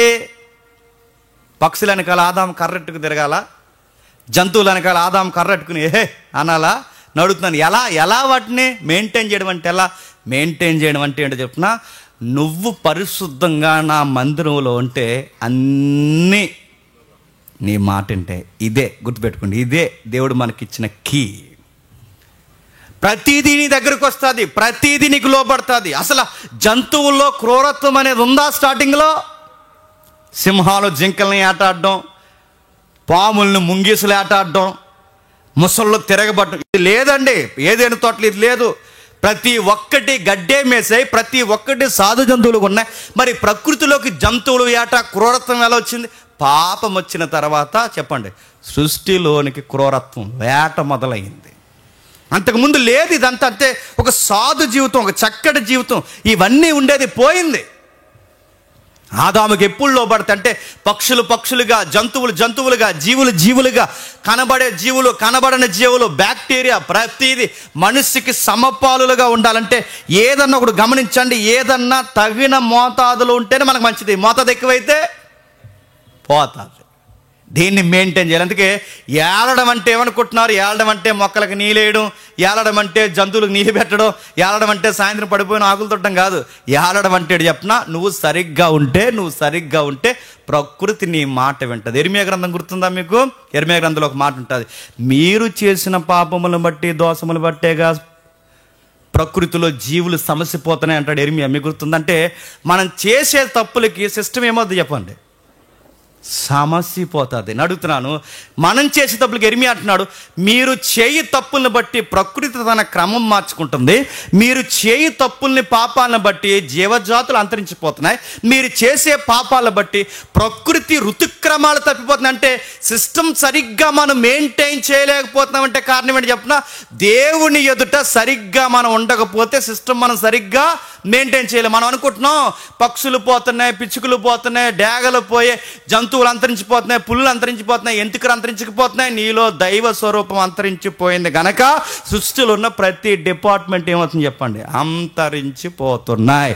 మంచు పర్వతాలు కరిగిపోతున్నాయి. ఎందుకు కరిగిపోతున్నాయి? నీ లక్షణాలు నీలో కరువైపోయాయి కనుక కరిగిపోతాయి. పడాల్సిన వర్షాలు ఎప్పుడో పడాల్సిన వర్షాలు డిసెంబర్లో పడుతున్నాయి. డిసెంబర్లో వర్షాలు ఏంటండి? డిసెంబర్లో వర్షాలు పడుతున్నాయి. ఎప్పుడో రావాల్సిన వర్షాలు ఇప్పుడు పడుతున్నాయి. ఎప్పుడో కాయాల్సిన ఎండలు ఇప్పుడు కాస్తున్నాయి. సిస్టమ్ మారిపోతుంది. ఎందుకు మారిపోతుంది? ఎంత వికారంగా తయారవుతుంది చూడండి. రోజు రోజుకి సిస్టమ్ ఎంత విచిత్రంగా తయారైపోతుంది. అసలు ఎప్పుడన్నా విన్నామా? మీరు ఎప్పుడన్నా విన్నారా? అసలు రాజమండ్రిలో భూకంపం ఏంటంటే ఎప్పుడన్నా విన్నారా? మధ్య వచ్చింది, విన్నారా? వచ్చినట్టు కూడా వెళ్తాం, మనకు మత్తు తినేది పడుకున్నాం. మొన్న వచ్చింది 2-3 వారాల క్రితం, తెలుసా? అలా వచ్చి అలా పోయింది. దేవుని కృప అలా వచ్చింది. అలా వచ్చుంటే అందరూ సెటిల్ అయిపోదు. రాజమండ్రిలో భూకంపం ఏంటి? రాజమండ్రిలో భూకంపాలు ఏంటి? మనకి రావడం ఏంటి? అసలు రాజమండ్రిలో ఎప్పుడన్నా సుడుగుండాలు లాంటి తుఫాన్లు వస్తాయి అనుకున్నావా? ఎక్కడో వెస్టర్న్ కల్చర్లో వస్తాయి. మనకు రావడం ఏంటి? రామాలయం సెంటర్ను సుడుగొట్టేసింది, మీరు చూసారు లేదో. ఇక్కడ రావడం ఏంటంటే యూనివర్స్లో తేడా వస్తుంది. ఆదాముకి అదే చెప్పాడు, నువ్వు సరిగ్గా ఉంటే అన్ని డిపార్ట్మెంట్లు, అంటే నువ్వు కలెక్టర్ రాటోడివి, నువ్వు సరిగ్గా ఉంటే అన్ని డిపార్ట్మెంట్లు సరిగ్గా ఉంటాయి. తలకాయ నువ్వే సరిగ్గా లేకపోతే ఒక్క డిపార్ట్మెంట్ సిస్టమేటిక్గా ఉంటుంది. ఇది పరిపాలించడం అంటే ఆదామైనా, మనుష్యుడైనా, నువ్వైనా, నేనైనా దేవునికి మధ్యవర్తిగా, రాయల్ ప్రీస్ట్గా, రాజైన యాజకుడిగా మనం పనిచేస్తే దేవుడు అన్నాడు, ఈ తోటలో నువ్వే కాదు, ఈ తోటని యావత్తు భూమిని తోటగా మలిసి ఈ తోటలో నువ్వక్కడే ఉండవు, మీతో పాటు చెప్పండి నేను కూడా ఉంటానడానికి చేశాడండి. దీన్ని వండిచ్చామా ఆయన్ని? నువ్వు ఉంటే మాకు కంఫర్ట్గా లేదు, నువ్వు రాకు, మాకు నచ్చినట్టు తిరిగేసి, మాకు నచ్చినట్టు తినేసి, మాకు నచ్చినట్టు శ్రద్ధ లేకుండా నిద్రపోయి లెగిస్తాం మేము, మాకు ఒక బాధ్యత, ఒక పాడు మాకు ఏమొద్దు, మాకు నచ్చినట్టు మా ఆవిడ ఏది చెప్తే అది చేస్తాను, ఆవిడ చెప్పింది చేయడు కదండి, నేను ఆవిడ ఏది చెప్తే అది చేస్తాను, ఇంకా అలా ఆవిడ తుమ్మమంట తుమ్ముతాను, దగ్గుమంట చెప్తాను, నువ్వు చెప్పింది మాత్రం నేను చేయను అన్నాడు. అన్నందుకు ఏమైందండి? దేవుడు ఎప్పుడైతే దూరం అయ్యాడో ఆకలికి ఏడ్చాం, దేవుడు ఎప్పుడైతే దూరం వెళ్ళాడో రోగాలకు ఏడ్చాం, దేవుడు ఎప్పుడైతే దూరం జరిగాడో పండాల్సిన పంట పండడం మానేసింది, దేవుడు ఎప్పుడైతే దూరం అయ్యాడో ఎండకి ఎండాం, వానకు తడుసాం, బట్ట కొరకు ఏడుస్తాం, నీరసాలకు ఏడుస్తాం, లేని మరణం తెచ్చి మీదేసుకున్నాం. అందమైన జీవితం ఏదైనా వనం లాంటి జీవితం ఎడారి జీవితం అయిపోయింది. ఇది మీకు అర్థమైతే ఇది తెగిపోయింది. ఈ తెగిపోయిన దాన్ని దేవుడు చరిత్రలో అక్కడక్కడ అలా చూపిస్తూనే వచ్చాడండి, కానీ మనకు అర్థమవుతుంది.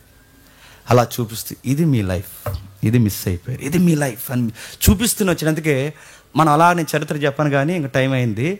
అలా మనం చదువుకుంటూ వస్తే రాజుల గ్రంథంకి వచ్చేసరికి ఒక విచిత్రం కనబడుతుంది. చూడండి ఇమేజ్ ఒకసారి ప్లే చేయం. 6వ అధ్యాయం చూడండి, మొదటి రాజుల గ్రంథం 6వ అధ్యాయం, మొదటి రాజుల గ్రంథం 6వ అధ్యాయం ముగిద్దాం. మొదటి రాజుల గ్రంథం 6వ అధ్యాయం 29వ వచనం నుండి.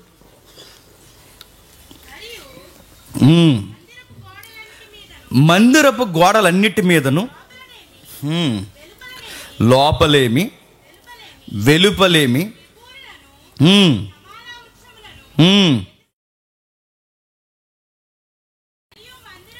ఏం చెక్కించాడట?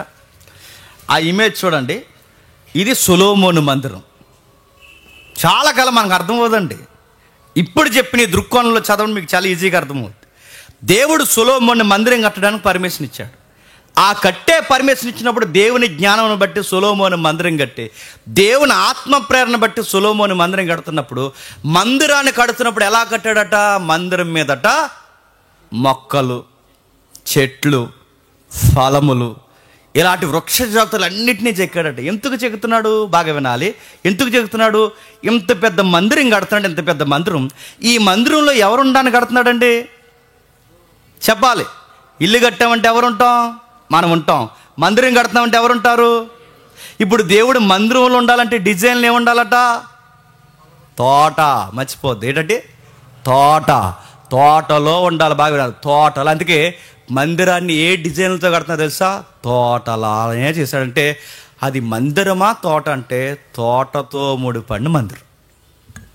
మీకు ఆ ప్లాన్ మిస్ అవ్వలేదు. మీరు ఎక్కడ చూడండి, ఏదైనా తోట యొక్క పర్పస్ ఎక్కడికి పోలేదు. అందుకే సొలొమోను కడుతున్నప్పుడు చూడండి ఎలా కడుతున్నాడు. ఆ వచ్చిన మళ్ళీ చదువుతో లుక్ వేయండి. చదువమ్మా. ఆ మందిరపు గోడలన్నిటిపైనను లోపలేమి వెలుపలేమి, అదిగో ఆ వృక్షం మధ్యలో, ఆ కెరూపుల మధ్య ఒక వృక్షం, మీకు ఈత వృక్షంలా కనబడుతుంది చూసారా? ఆ యార మార్కుతో చూపించు తమ్ముడు. అది కాదు, అది చూసారా? ఆ ఈత వృక్షం ఇటీవల కూడా చూపించి క్లియర్గా ఉంది. అది ఆ వృక్షాలు చూసారా? కొన్ని డిజైన్స్ పెడతాడు తలుపుల మీద, గోడల మీద, మెట్లకి డిజైన్స్ పెడతాడు. మీ ఇంటికి వెళ్ళిన అధ్యాయం చదవండి. ఎలా పెడతాడో తెలుసా? ఈ ఫలములు, దీని పేరు దానిమ్మ మోడల్స్ పెడతాడు. అంటే ఫలాలంటే కొన్ని ఫ్రూట్స్ యొక్క ఇమేజెస్ పెడతాడు, వృక్షాల యొక్క ఇమేజెస్. ఇవన్నీ ఎందుకు పెడుతున్నాం? ఇది ఏదైనా తోట ఇమేజ్. ఇప్పుడు చెప్పండి, రాజు ఎక్కడుంటాడు తెలుసా? చెప్పాలి. గార్డెన్లో ఉంటాడు. ఎక్కడుంటాడు? గార్డెన్. అందుకే సొలొమోను మందిరం కట్టినప్పుడు మందిరాన్ని ఏ షేపులో కట్టారు చెప్పండి? గార్డెన్ షేపులతోనే కట్టాడు. ఇంకా మీకు చదవండి, 32వ వచనం చదవండి. 32వ వచనం. 2 తలుపులను ఒలీవ కర్రవి, వాటి మీద కెరూబులను, ఏ వృక్షాలట? తమాల వృక్షాలను, వికసించిన పుష్పాలను, వాటిని బంగారంతో పొదిగించెను. కెరూబుల మీదను బంగారము పొదిగించెను. మరియు పరిశుద్ధ స్థలము ద్వారమునకు 2 నిలువ కమ్ములు చేయించెను. 4వ వంతు 2 తలుపులు,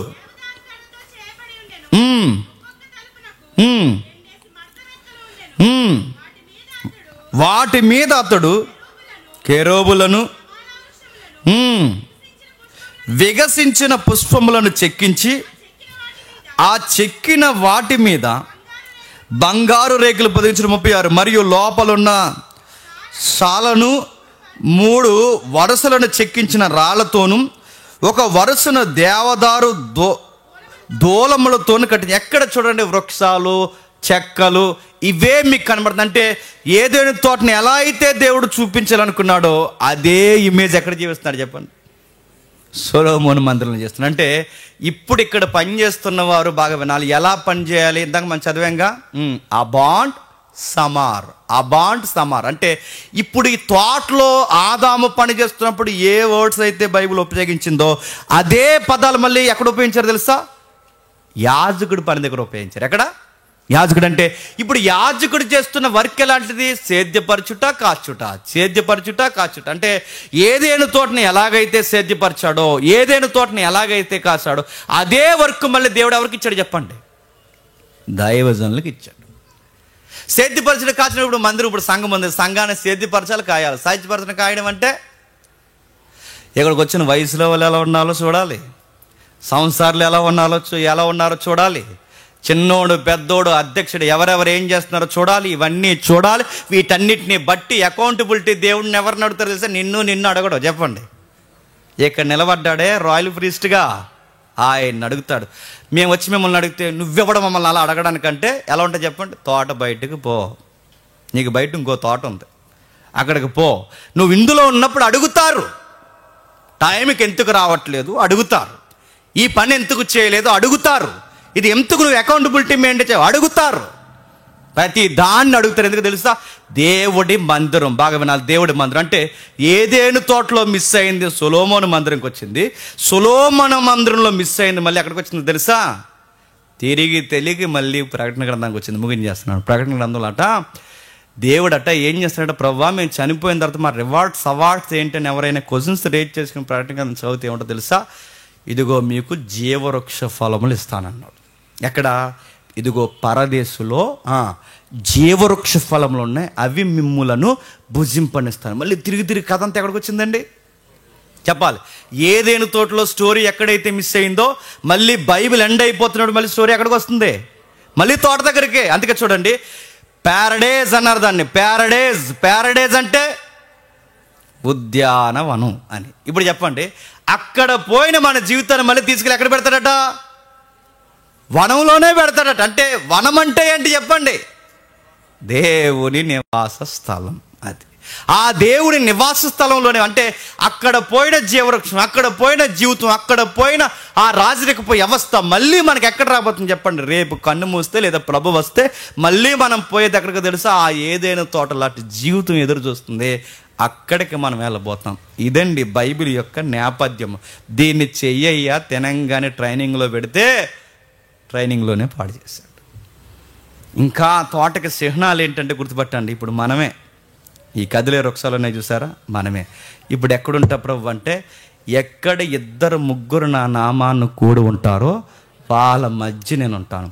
నేను అడుగుతున్నాను, ఎక్కడ 2-3 ఆయన నామాన్ని కూడుకుంటారో వాళ్ళ మధ్య ఆయన ఉంటానన్నాడు. నేను అడుగుతున్నాను, ఆ మధ్యలో నువ్వు ఉన్నావా, ఎగ్గొడ తిరుగుతున్నావా అని అడుగుతున్నాను. నేను ఉన్నావా?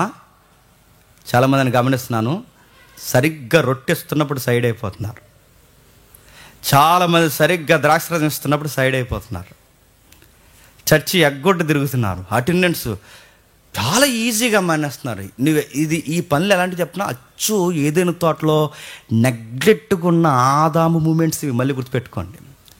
చర్చిని నేరోగా చూడడం, చర్చిని సరదాగా చూడడం, చర్చికి ఏదో టూరిస్ట్ ప్లేస్కి వచ్చినట్టు అలా వచ్చి హాయ్ బాయ్ అని వెళ్ళిపోవడం, ఇవన్నీ ఎలాంటి చెప్పినా ఇదిగో ఇలాగ వ్యవహరించినందుకే బయటకు వచ్చాడు ఎవరు? ఆదాము. ఎలాగంటే దేవుడు ఉండాలనుకున్న స్థలం దగ్గర కాళ్ళు చేతులు మైండ్ అన్నీ కుదిరింగా పెట్టుకుని మాస్గా ఒక మాటలో చెప్పాలంటే ఒళ్ళు దగ్గరెట్టుకుని కూర్చోవాలి. ఇక్కడ ఏది జరిగినా ఆ సిస్టంలో ఇన్వాల్వ్ అవ్వాలి. ప్రేయర్ చేస్తున్నారా, ఇన్వాల్వ్ అవ్వాలి. రొట్టెలు ఇస్తున్నారా, ఇన్వాల్వ్ అవ్వాలి.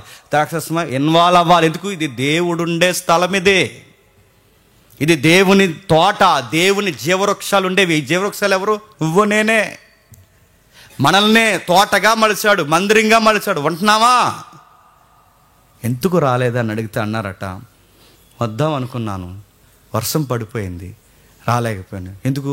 మధ్యలో సినికెడితే మొలిసేస్తాను కదా, మరి అందుకు వర్షానికి మానేస్తాం. మంత్రి విలువ తెలియదు. మళ్ళీ చెప్తున్నాను, చాలా గొప్ప రాయల్టీ మనకి ఇచ్చాడు. ఆ రాయల్టీ ఎప్పుడు మిస్ అవ్వకండి. ఎన్ని పనులు ఉన్నావండి, భూకంపాలు రానివ్వండి, ఏదన్నా జరగనివ్వండి, దేవుని నివాస స్థలం మనుషుల మధ్య ఉంది అని గుర్తేంటో తెలుసా? ఈ రాజ్యము, ఈ తోట కూడుకుంటుంది చూసారా, ఎక్కడికైనా వచ్చి వెళుతుంటాడన్నమాట. ఏదైనా తోటలోకి ఎలాగొచ్చి వెళుతున్నాడో చెప్పండి. మనం కూడుకున్న ప్రతి ఆదివారం ఇక్కడికి వచ్చే మీకు కనబడుతున్నాడు లేదో, మీకు తెలుస్తున్నాడు లేదో నాకు తెలియదు, కానీ ఈ వాక్యపు కళ్ళద్దాల్లోని చూడండి, ఆయన వచ్చి వెళుతుంటాడు. ఆ పరిశుద్ధాత్మని యొక్క సహవాసం ఇక్కడ జరుగుతుంటుంది. ఆయన వస్తాడు, వింటాడు. బైబిల్లో ఒక మాట ఉంది, యెహోవాను గూర్చి ఇద్దరు మాట్లాడుకుంటేనట ఆయన చెవియొగ్గి వింటాడట. ఏం మాట్లాడుకోని ఇద్దరు మాట్లాడుకుంటేనే చెవియొగ్గి ఉంటే, ఇక్కడ గంటలు మొదటి వర్తమానం, రెండవ వర్తమానం మాట్లాడుకుంటూ ఉంటామంటే చెవియొగ్గి వినడు.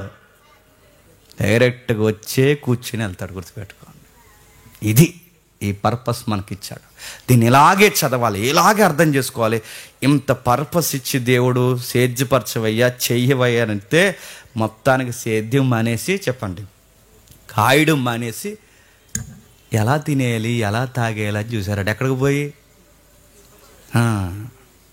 సేమ్ బుద్ధులు మనకున్నాయి లేదు, చెప్పండి. సేమ్ బుద్ధులు మనకున్నాయి. చెప్పిన పని మానేస్తాం. ఏం చేస్తున్నాం? ఇవాళ ఆదివారం ఎక్కడికి పోయి తినేయాలి, ఎక్కడ తిరగాలి, ఇవే పనులు మనకి, ఇవే పనులు. చూడండి, ఎక్కడ బాధ్యత లేదండి, ఎక్కడ బాధ్యత లేదు. ఆదాముని అడిగాడు, ఆదాము నీకు పని అప్పగించాను, నీకు ఇన్ని చేశాను, ఏం చేసావయ్యా, నీ పని ఏంటంటే మళ్ళీ బాధ్యతగా చెప్పాడా? తప్పు అయిపోయింది ప్రవ్వా, నీ వర్క్ నేను నెగ్లెక్ట్ చేశాను, నీ వర్క్ నేను సరిగ్గా చేయలేకపోయాను, బాండింగ్ తెగిపోయింది ప్రవ్వా, నాది మిస్టేక్ ప్రవ్వా అంటే బాగుంది. ఎంత బాధ్యత లేని మాట్లాడో తెలుసా, అంత ఆవిడే చేసింది అన్నాడు. ఆవిడేమన్నది, అంతా సర్పమే చేసింది. బాధ్యత ఉన్న మాటలండి. నిన్ను అడిగినప్పుడు నువ్వు చెప్పు. సంఘం కూడా అంతే, నిన్ను అడిగినప్పుడు నువ్వు చెప్పు. నేను కదండి అంతా ఆయన చేశాడు అనుకో, నిన్ను అడుగుతున్నావు నువ్వు చెప్పు. నిన్ను అడిగినప్పుడు నువ్వు చెప్పు. పక్కోడి మీద దోశ వేసుకున్న లక్షణాలు ఎవరి అనుకుంటున్నారు? ఆదాము లక్షణాలే. ఇదే మాట అడిగితే ఆదాము ఏమన్నాడు? చెప్పట్లేదు సరిగ్గా. చెప్పకుండా ఏం చేశాడు? బాధ్యత మర్చాడు, యాజకత్వాన్ని పక్కన పెట్టాడు, రాయల్టీ ఏదైతే ఉందో దాన్ని పక్కన పెట్టాడు. దేవుడు అన్నాడు, రాజరికాన్ని మెయింటైన్ చేయలేనప్పుడు రాజగృహంలో ఉండడానికి వీలు లేదు, చెప్పండి, బహిష్కరణ, బయటికి వెళ్ళిపోమన్నాడు. అంతే. ఎందుకు? ఈ రాయల్టీలో నువ్వు ఉండాలి అంటే ఏది నీకు? రాజరికం లేదు. రాజరికం లేనప్పుడు రాజుకోటలో ఉండడానికి నీకు రైట్ లేదు. అందుకే తోట వెలుపులకు వెళ్ళిపో అన్నాడు. బయటకు వచ్చేసాం. తోటలో ఉన్నప్పుడు రాయల్టీ ఎలా ఉందండి? పండ్లు వస్తాయి, ఆరోగ్యం బాగుంటుంది, హెల్దీగా ఉంటాం, వర్క్ చేస్తాం, వర్క్కి తగ్గ తిండి ఉంటుంది, అంత సమృద్ధి. అంటే ఒక కంచి వేయబడిన, ఒక సురక్షితమైన, ఒక రెక్కల చాటున మనం ఉంటాం. అది పోగొట్టుకున్నాం, బయటకు వచ్చాం, చెమట గారుస్తున్నాం. రెక్కాడితే కానీ సామెత వచ్చింది, డొక్కాడదని. ఏదో పెద్ద స్లోగన్ అనకండి, అది శాపం. అది రెక్కాడితే కానీ, చెప్పండి, రెక్క ఎందుకు ఆడుతుంది, డొక్క ఎందుకు ఎండుతుంది, శాపం వచ్చింది కనుక. మనం అనుకుంటాం మాకేం చెమట ఎక్కట్లేదండి, మేము సాఫ్ట్వేర్ అన్నారంట. మాకేం చెమట పడుతుందండి, మేము సాఫ్ట్వేర్, మాకు ఏసీ ఉంటుంది, సెంట్రల్ ఏసీ. అంటే చెమట ఒకటే ఎక్కదు, చెప్పండి, రావాల్సిన రోగాలన్నీ వస్తాయి. ఎందుకు ఇలా మెడబెట్టేసింది, చెప్పండి? సాఫ్ట్వేర్ ఇది శాపమే, చెమట ఎక్కదంతే. ఎందుకు వెళ్ళి ఇలాగ అయిపోయినాయి కొన్ని రోజులకి? సాఫ్ట్వేర్ అమరాదు. ఏదో కష్టం నడుతుంది. కష్టం లేకుండా ఫుడ్ వస్తుందా? బాధాకరమైన మాట్లాడి చెప్పిన, జీవవృక్ష ఫలాలు తినే మన బతుకు చివరికి గడ్డి తినే బతుకులు అయిపోయినాయి. దేవుడు ఏమన్నాడు తెలుసా? గడ్డి తిని బతుకుతావు అన్నాడు. ఏం తినాలట? గడ్డి. లేదండి మేము ఈ కర్నూలు మైసూరు వాడుతున్నామండి మేము, అంటే గడ్డే. లేదా మేము రైస్ పెద్ద వాడడం, అంత నార్త్ ఇండియా స్టైల్ ఉండమది, అంత మేము గోధుమ రొట్టెలు తిన్నాడు, గోధుమలు గడ్డే. నువ్వేదైనా తిను, గడ్డే గడ్డే గడ్డే తిని బతుకుతున్నావు. అసలు జీవవృక్ష ఫలాలు తిని బతికే బతుకులో చెప్పండి, గడ్డి తిని బతుకుతున్నావు. మళ్ళీ ఇది రావాలంటే ఏం చేయాలి ప్రభు అంటే, అక్కడ తెగిపోయిన బంధాన్ని ఆదాము చేయలేదు, అక్కడ తెగిపోయిన బంధాన్ని ముగించేస్తున్నాను. మళ్ళీ ఆ అకౌంటబిలిటీ ఎవరిలో అడిగాడు తెలుసా? ఈయన గారికి ఒక జ్యేష్ఠపుత్రుడు పుట్టాడు. ఎవరు? మన అన్నయ్య, మన ఎజెండా, మన లక్షణాలన్నీ ఉంటాయి ఆయనకి. ఎవరు? కయ్యను. ఆయన పుట్టాడు. పుట్టి ఆయన ఏమన్నాడు? ఇదే మాట ఆయన అడిగాడు. ముగించేద్దాం చూడండి ఒకసారి. 4వ అధ్యాయం ఆదికాండము 4వ అధ్యాయం 9వ వచనం చూడండి. యెహోవా నీ తమ్ముడైన ఏబేలు ఎక్కడున్నాడని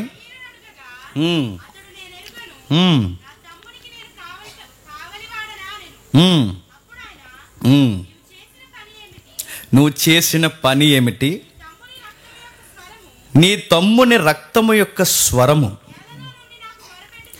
నేలలో నుండి నాకు మొరపెట్టుచున్నది, కావున నీ తమ్ముని రక్తము నీ చేతిలో నుండి. బాగా వినండి, ఏమడుగుతున్నాడు? నీ తమ్ముడేడి అని అడుగుతున్నాడు. మీకు అర్థమవుతుందండి చదువుతుంటే? ఏదైనా దేవుడు వచ్చి ఏమడుగుతున్నాడు చెప్పండి? అకౌంటబిలిటీ అడుగుతున్నాడు. చూడండి, ఆదాము దగ్గరకు వచ్చి ఏమడుగుతాడు? సిస్టమ్ బాగుందా అని అడుగుతాడు. కయ్యేన్ దగ్గరకు వచ్చి ఏమడుగుతున్నాడు? మీ తమ్ముడు. అంటే దేవుడికి ఉండే గుణం ఏంటి? అది ఏం చేసావరా అని అడుగుతాడు. మనకి నచ్చింది అని చెప్పండి. అది ఏం చేశారని ఎవరైనా అడిగితేనే నచ్చదు మనకి. మనల్ని ఎవరు అడగకూడదు, మనల్ని ఎవరు ఏమనకూడదు, అసలు మనకు ఎవరు ఏ పని చెప్పకూడదు. ఇలా తినేసి ఇంత పొట్టలు పెంచుకుని అలా తిరుగుతుంటే ఎవ్వరు అసలు మనం అనకూడదు. అసలు ఏ పనిలోకి వెళ్తున్నావరా అని కూడా అడగకూడదు మనం. ఎందుకంటే నామోసి మనకి, మళ్ళీ ఆ నీరసానికి నామోసి మనకి.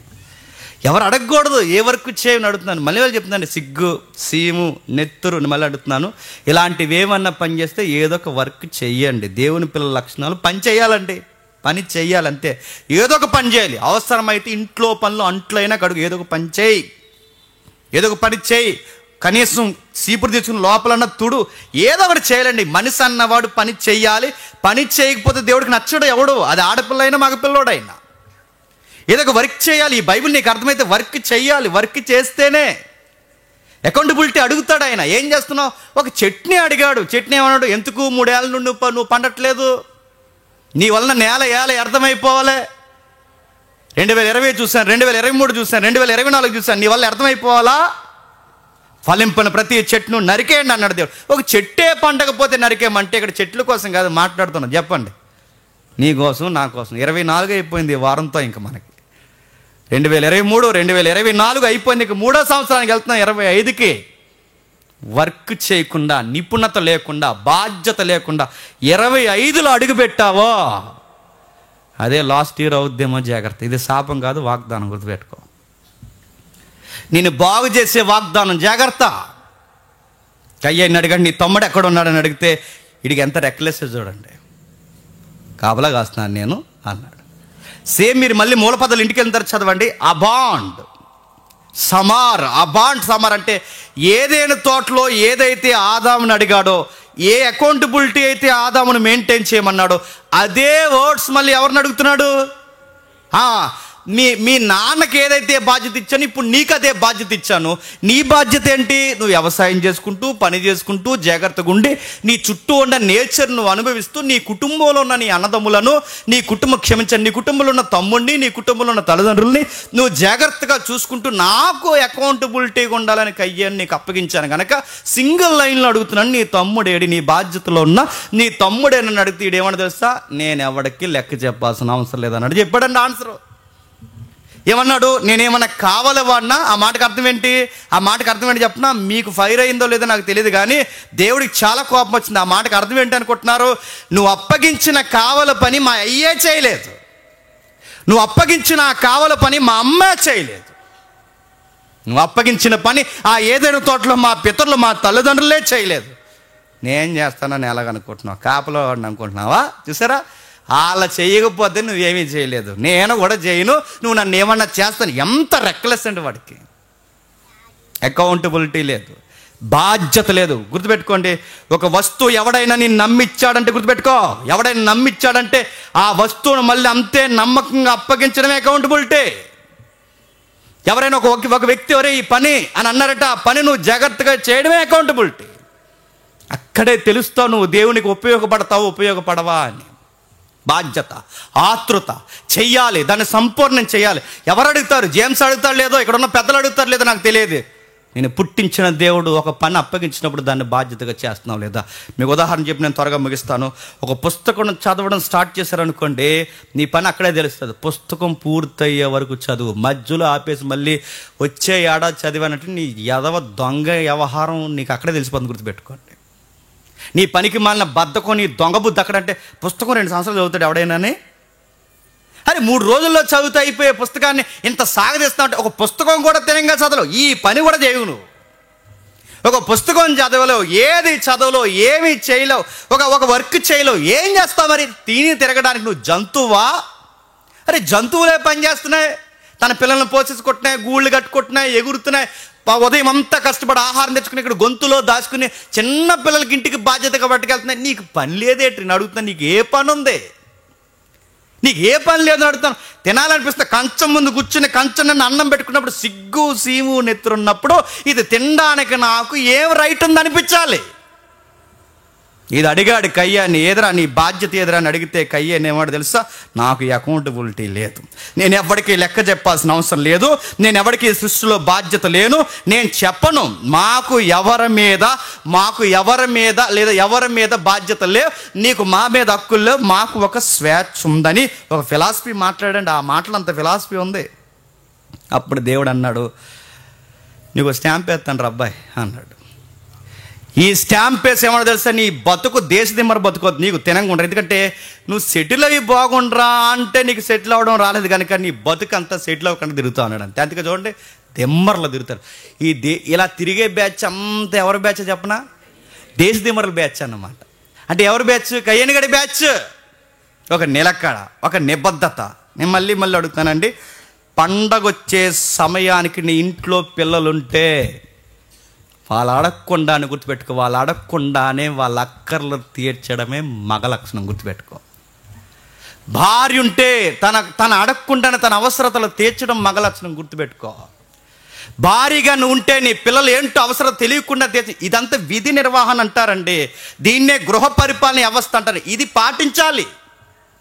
కయ్యనిగడికి పని వద్దట, మరేమొద్దట, మరేం చేస్తావురా? ఏం చేస్తావు? చంపుకుంటూ తిరుగుతాను, నన్ను ఇంకెవడ అడగకూడదు అన్నాడట. తొక్కుకుంటూ తిరుగుతాను, ఎవడ అడగకూడదు అంటే దేవుడు అన్నాడు, పోరా నువ్వు దేశదిమ్మరం అని స్టాంప్ వేశాడు. నిన్ను కనుగొన్న వాడికి ప్రమాదం, వాడిని కనుగొని వాడితో సహవాసం చేస్తే నీకు ప్రమాదం. నీ మళ్ళీ చెప్తున్నాను, నీ బతుకు దేశదిమ్మర బతుకైపోద్ది. అకౌంటబిలిటీ లేని నీవు ఇక ఈ రోజు నుంచి నాకు వద్దు, నా సన్నిధి నుండి చెప్పండి వెళ్ళిపో. చూసారు వాళ్ళ నాన్న ఎలాగైతే సన్నిధి నుండి ఎలగొట్టేశాడో, ఇప్పుడు కయ్యేన్ని కూడా సన్నిధి. అంటే అకౌంటబిలిటీ లేని వాళ్ళు దేవుడు ఏం చేస్తాడు చెప్పండి? ఆయన తోట నుండి, ఆయన రాజు దర్బార్ నుండి, ఆయన సన్నిధి నుండి దేవుడు ఏం చేస్తాడు చెప్పండి? వెళ్ళగొడతాడు. అందుకే సంఘంలో ఎక్కువ కాలం చాలామంది ఉండరండి. లాంగ్ లైఫ్ ఎవరుంటారో తెలుసా? లాంగ్ టైమింగ్ ఎవరుంటారో తెలుసా? వర్క్ చేసేవాళ్ళు ఉంటారు. లాంగ్ టైమింగ్ ఎవరుంటారో చెప్పనా? ఏ పని చేయకుండా పేర్లు పెట్టుకుంటే తెలుసా? చూసారా? వాళ్ళు ఉండరు. వాళ్ళు గట్టుకుంటే 3-4 సంవత్సరాలు ఉంటారు, తర్వాత కొన్ని పనుల వల్ల రాలేకపోతున్నానండి అంటారు. ఇది కయ్యేని బ్యాచ్ అన్నమాట. గుర్తుపెట్టుకోండి. వర్క్ ఉన్నవాడికి వేరొకరి మీద మనసు ఉండదు. వర్క్ లేనోడు ఆడు పని చేసినప్పుడు తుమ్మాడు, ఆడు పని చేసినప్పుడు దొగ్గాడు, ఇలాంటివన్నీ చెబుతారు. గుర్తుపెట్టుకోండి. పని ముగించేస్తున్నాను. కయ్యేని చేయలేదు, ఆదాము చేయలేదు, ఇప్పుడు ఎవరు చేయాలి? ఎవరో చేయలేనప్పుడు క్రొత్త నిబంధన ప్రభువును పంపేమో తెలుసా? ఇలా ఉండాలి అకౌంటబిలిటీ అంటేనే ప్రభువులో మనకు చూపించాడు. ప్రభు ఎంత అకౌంటబిలిటీ అండి! ఆయన ఎవరింట్లోనో ఎవరో చనిపోతే ఈయనకేంటండి? That is accountability.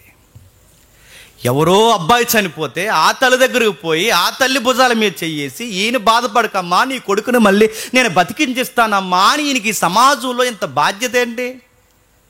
అదే రాయల్ ప్రీస్ట్ అంటే. గుర్తుపెట్టుకోండి. అదే యాజకత్వం అంటే. అదే చుట్టూ ఉన్న ఈ ప్రకృతిలో ఈ సహవాసంలో ఉన్న వారిని అందరినీ సమతుల్యంగా చూడడం అంటే అది. ఇదండి మన లైఫ్. ఒకరు బాధపడితే బాధపడేవాడు, ఒకరు ఏడిస్తే ఏడ్చేవారు, వారికి ఆకలితో ఉంటే అన్నం పెట్టేవాడు, వారికి బట్టలు లేకపోతే బట్టలు ఇచ్చేవాడు, అందరికీ సమానంగా చూసేవాడు. ఇదంతా చేసి ఫిలిప్పీలకు పత్రిక రాస్తూ పౌలు ద్వారా ఏమన్నాడు ఒకసారి చూడండి, ముగించేద్దాం. ఫిలిప్పీలకు రాసిన పత్రిక 4వ అధ్యాయం, ఫిలిప్పీలకు క్షమించండి 2వ అధ్యాయం 3-4 వచనాలు చూడండి. ఫిలిప్పీలకు రాసిన పత్రిక 2వ అధ్యాయం 3-4 వచనాలు.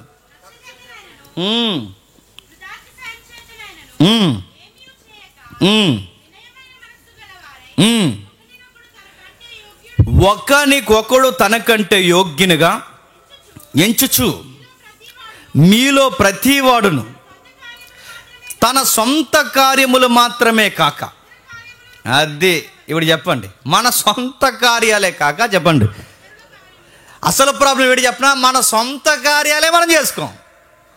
చెప్పండి, ఇతరుల కార్యాలు మనం చేస్తామా?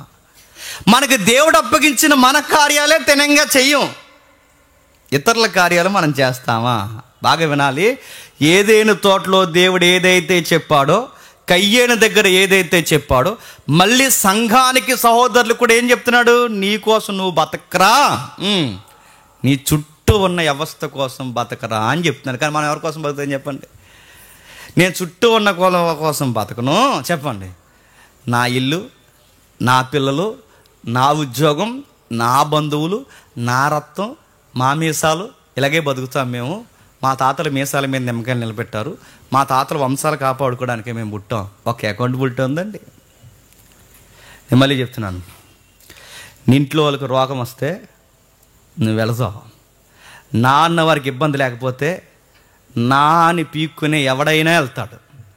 గుర్తుపెట్టుకో, నీకు సంబంధం లేదు, ఏ బీరకాయ పీసు లేకపోయినా అక్కడికి పోయి ధైర్యం చెప్పడానికి నిలబడతావు. చూసావా, అది అకౌంటబిలిటీ అంటే. గుర్తుపెట్టుకో, వీడికి ఏం కలిసి వస్తుందా?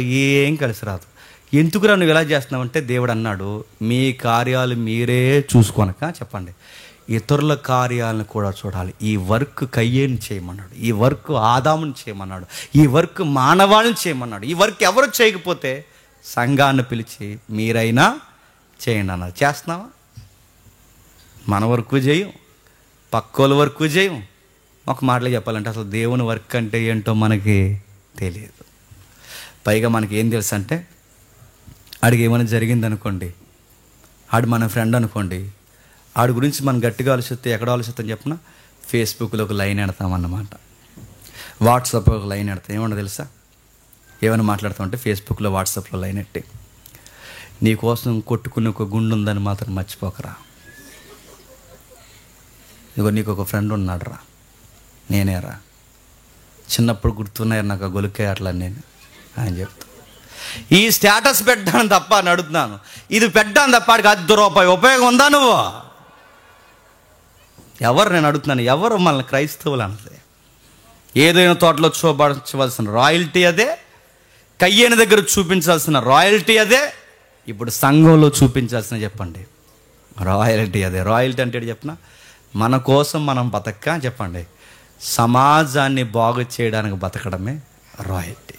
మళ్ళీ ఒక సంఘాన్ని చూస్తే ఎలా అనిపించాలి చెప్పిన, ఏదైనా తోటలా ఉండాలి. ఏదైనా తోట అంటే ఎలా ఉంటుంది? ఒకప్పుడు వీళ్ళు సింహాలు కరిచేసేవారు, ఒకప్పుడు ఎలుగుబంట్లు మీదడిపోయేవారు, ఇక్కడికి వచ్చారు సాధు జంతువులు అయిపోయారు. ఒకప్పుడు నోరు పెద్దదే, ఇప్పుడు నోరు లేవదు. ఒకప్పుడు రకరకాలుగా ఉండేవారు, ఇప్పుడు అలా ఉండరు. ఒకప్పుడు తిరుగుబోతులు అలా లేరు. అరే ఇందులోకి వస్తే ఏమైందిరా అంటే, ఇది దేవుడి నివాస స్థలం. ఇందులో ఎలా మారిపోతారు తెలుసా? క్రూరతత్వం ఉన్నవారు కూడా, చెప్పండి, సాధు జంతువులుగా మారిపోతారు. ఇది అలవాటు చేసుకుంటే ఒకరోజు నిజమైన ఏదేను తోటలోకి మనం వెళ్ళబోతాం. అంటే ఏదేను కాదు, దేవుని వనంలోనికి మనం వెళ్ళబోతున్నాం. అందుకే ఆ తత్వం సొలొమోను కాలంలో చూపించాడు. ఇదిగో నేను ఉండే నివాస స్థలం ఎలాగే ఉంటుందని.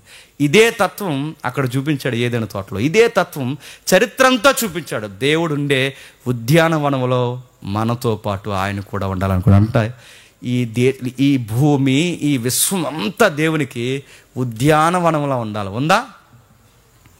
లేదు. అందుకే దీన్ని దేవుడు ఏం చేయబోతున్నాడు తెలుసా?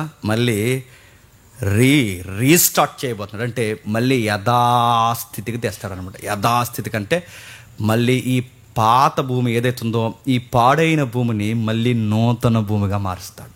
ఈ పాడైన జీవితాల్ని మళ్ళీ నూతన జీవితాలుగా మార్చాలి. అంటే మీకు తెలుస్తుందో లేదో, సృష్టికి మానవులకి నూతనత్వం సంతరించుకుంటుంది. మళ్ళీ నూతన స్థితికి వస్తాయి.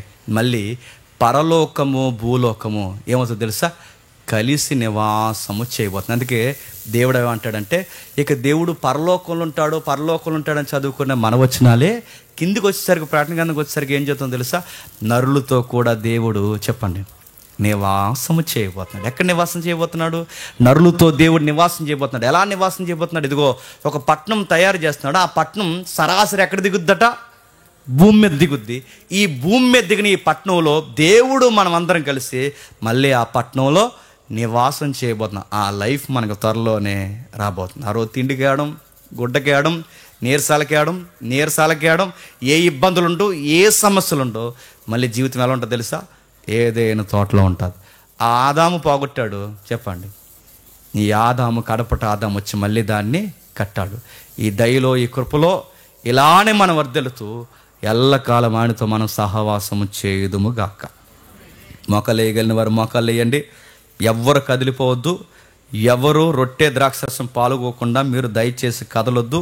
దేవుణ్ణి ఎక్కిరిస్తున్నంత రెక్లెస్ మీరు ఎవరు దయచేసి చూపించొద్దు. ఇది మీకు అర్థమైతే జాగ్రత్త. ఆ అకౌంటబిలిటీ మీరు మెయింటైన్ చేయకపోతే కయ్యేనికి వచ్చే ప్రమాదం మన మీదకు వచ్చునుగాక. జాగ్రత్త. అలానే మీరు కళ్ళు మూసుకోండి. ఎవరినో కదలొద్దు, ఎవరిని ఎక్కడికి పోవద్దు. ఈ ఉన్న 2 నిమిషాల్లో దేవుడు మనతో మాట్లాడిన మాటలన్నీ జ్ఞాపకం చేసుకుందాం. ప్రార్థన. ప్రేమగల తండ్రి, కృపగల దేవ, ఎన్నో విలువైన సంగతులు తండ్రి మేము వింటున్నాం తండ్రి. ఆదాము దగ్గర నుంచి ఈ రోజు వరకు మాలో చూసింది అదే. ఆ గుణగణాలే మాతో తండ్రి ఉండాలని తండ్రి మీరు ఆశపడుతున్నారు. మీ దయగల హస్తముల చేత మమ్మల్ని నడిపిస్తున్నారు. విన్న వారందరినీ తండ్రి వారి పక్షము నేను ఒప్పుకుంటున్నాను దేవా. పని లేని వారిగా, సోమరులుగా, ఏ పని చేయని వారుగా, మీ రాజ్యానికి అనుకూలమైన పాత్ర లేని వారుగా మేము ఉంటే తండ్రి నిస్సారం అయిపోతాం, భూమికి బరువు అయిపోతాం తండ్రి. మేము తినడానికి పుట్టలేదు, తిరగడానికి పుట్టలేదు తండ్రి, మంచాల మీద దొరలడానికి మేము పుట్టలేదు దేవా. నా పుట్టుక వెనకాల ఒక పరమార్థం ఉంది. మగవాడైనా తండ్రి, స్త్రీ అయినా ఎవరైనా తండ్రి పని చేయడానికే పుట్టారు. ఆ పని మీరు చెప్పిన పని చేయడానికి పుట్టాం తండ్రి. ఆ పని తండ్రి మా సొంత కార్యాలు చేయడానికి కాదు దేవా. ఇతరులను ప్రేమించాలి, ఇతరులని హక్కు చేర్చుకోవాలి, ఇతరులను తండ్రి ఆదరించాలి, ఇతరుల కొరకు మేము నిలబడాలి. ఇతరులు కన్నీళ్లు గారిస్తే మేము కన్నీళ్లు గార్చాలి, ఇతరులు బాధపడితే మేము బాధపడాలి తండ్రి. నా కుటుంబం బాధపడితే నేను బాధపడుతుంటే లోకస్తులు చేసేది కూడా అదే దేవా. నా బంధువులకు బాగోకపోతే నేను బాధపడతాను, లోకస్తులు చేసేది కూడా అదే తండ్రి. నాకు ఏ బంధరేకం రాకపోయినా, మాకు ఏ యొక్క తండ్రి ఏ రక్త బంధం లేకపోయినా, ముఖం తెలియని ఇతరుల కొరకు తండ్రి మేము ఆలోచించడమే నిజమైన తండ్రి మీరు చెప్పిన పనిని సేద్యము జరిగించుట. ఆ బాధ్యత సంఘానికి ఇచ్చారు. ఆ బాధ్యత తండ్రి సమాజంలో ఒక ఘనమైన తోటగా, జీవవృక్షాలుగా మమ్మల్ని నాటారు. ప్రతి జీవవృక్షంలోనికి తండ్రి మీ జీవాన్ని తండ్రి చొప్పింపజేశారు. దానికి గుర్తుగా తండ్రి ప్రతి ఆదివారం మేము కూడుకుంటున్నాం. ఆ రోజు ఏదైనా తోటలో సంధ్య వేళ వచ్చి మీరు వెళ్ళేవారని మేము చదివాం దేవా. ఆ వచ్చిన అనుభవాలు తండ్రి మళ్ళీ ప్రతి ఆదివారం ఎక్కడ 2-3 కూడుకుంటే ఆడికి వస్తానన్నారు. ఆ ఏదైనా తోటలాంటి ధన్యత మళ్ళీ మాకు ఇచ్చారంటే మమ్మల్ని జీవవృక్షాల తోటగా మీరు మార్చుకున్నారు తండ్రి. ఇది తెలియక తండ్రి సంఘాన్ని ఊరకే చిన్న చిన్న కారణాలకు మానేసి, సహవాసాన్ని తండ్రి చాలా నిర్లక్ష్యంగా చూస్తున్న వాళ్ళు ఆదాం చేసినట్టే, కయ్యేను చేసినట్టే చేస్తున్నారు దేవా. దయచేసి మా సహోదరులు కానీ తల్లులు కానీ ఎవ్వరు అలా ఉండక, అమ్మో ఇది దేవుడు వచ్చే నివాస స్థలము, దేవుడు మమ్మల్ని ఎక్కడిగే స్థలం ప్రతి ఆదివారం అని తండ్రి భయముతో భక్తితో దేవా ఈ వారం అంతా నేను జాగ్రత్తగా ఉన్నాను, మళ్ళీ నీ సన్నిధికి వచ్చాను, ఇదిగో నా అకౌంటబిలిటీ అని ఎవరైతే తండ్రి ఆ లెక్క అప్పగిస్తారో వారు ధన్యదేవులు దేవా. వారు రాజులైన యాజకులు తండ్రి, పని జరిగించే బాధ్యత కలిగిన వారు దేవా. ఇతరుల పట్ల తండ్రి ఏమాత్రం బాధ్యత మాకు లేకపోతే నిష్ప్రయోజనం అయిపోతామేమో. ఆ భయంకరమైన పరిస్థితులు ఎవరిని ఉంచక వినబడిన మాటలు తలపోస్తూ తండ్రి ఆ ఉద్యానవనం మళ్ళీ మా కొరకు ఎదురు చూస్తుంది దేవా. ఆ జీవవృక్ష ఫలాలు మా కొరకు ఎదురు చూస్తున్నాయి, పోలికగా తండ్రి మాకు చూపిస్తున్నారు తండ్రి. ఆ కదిలే జీవవృక్షమే మళ్ళీ 2000 సంవత్సరాల క్రితం మా మధ్యకి వచ్చింది. మా అందరిలో జీవం నింపింది తండ్రి. అలానే ఉండమని చెప్పింది తండ్రి. ఆ జీవవృక్షమైన మీ కుమారుడు కొరకు తండ్రి జ్ఞాపకం చేసుకోవడానికి రొట్టెను ద్రాక్షరసాన్ని తండ్రి జ్ఞాపకార్థంగా తెచ్చుకుంటున్నాం. ఆ రోజు జీవవృక్ష ఫలాన్ని తెంచకుండా చెడ్డ వృక్ష ఫలాన్ని ఎలాగైతే తెంచారో, ఈరోజు రొట్టె విరవైన ప్రతి ఒక్కరు తండ్రి జీవవృక్ష ఫలాన్ని వద్దని చెడ్డ వృక్ష ఫలమే తెంచుతున్నారని వారికి జ్ఞాపకం చేయండి. అది ప్రమాదం. ఆ వైఖరి తండ్రి వారికి ఉరితాడు దేవా. లూజుగున్న ఉరితాడు బాగుందిలే అని పరిగెడితే ఒక రోజు అది బిగుసుకుంటుంది తండ్రి. ఆ ప్రమాదం రాకుండా తండ్రి ఇక్కడ వచ్చిన సహోదరులను అందరినీ కాపాడండి. వారితో మాట్లాడుతున్నారు తండ్రి, మాకు అర్థమవుతుంది. వారిని ఒప్పుకునేలా తండ్రి, పొడవబడేలా తండ్రి వారిని గద్దించండి తండ్రి. ప్రతి ఒక్కరూ రొట్టెను తెంచాలి, ద్రాక్షరసాన్ని స్వీకరించాలి. ఆ జీవవృక్ష ఫలాన్నే మేము తీసుకోవాలి. చెడ్డ వృక్ష ఫలం మాకు వద్దు తండ్రి. నిబంధన జ్ఞాపకం చేసుకుంటున్నాం, మాతో ఉండండి. మీ కుమారుడు రాసించిన పత్రికలో నిబంధన జ్ఞాపకం చేస్తున్నాం తండ్రి. మాతో మా అందరితో ఉంటారని ఆశిస్తున్నాం. క్రీస్తునామని ప్రార్థన సమర్పిస్తున్నాం తండ్రి.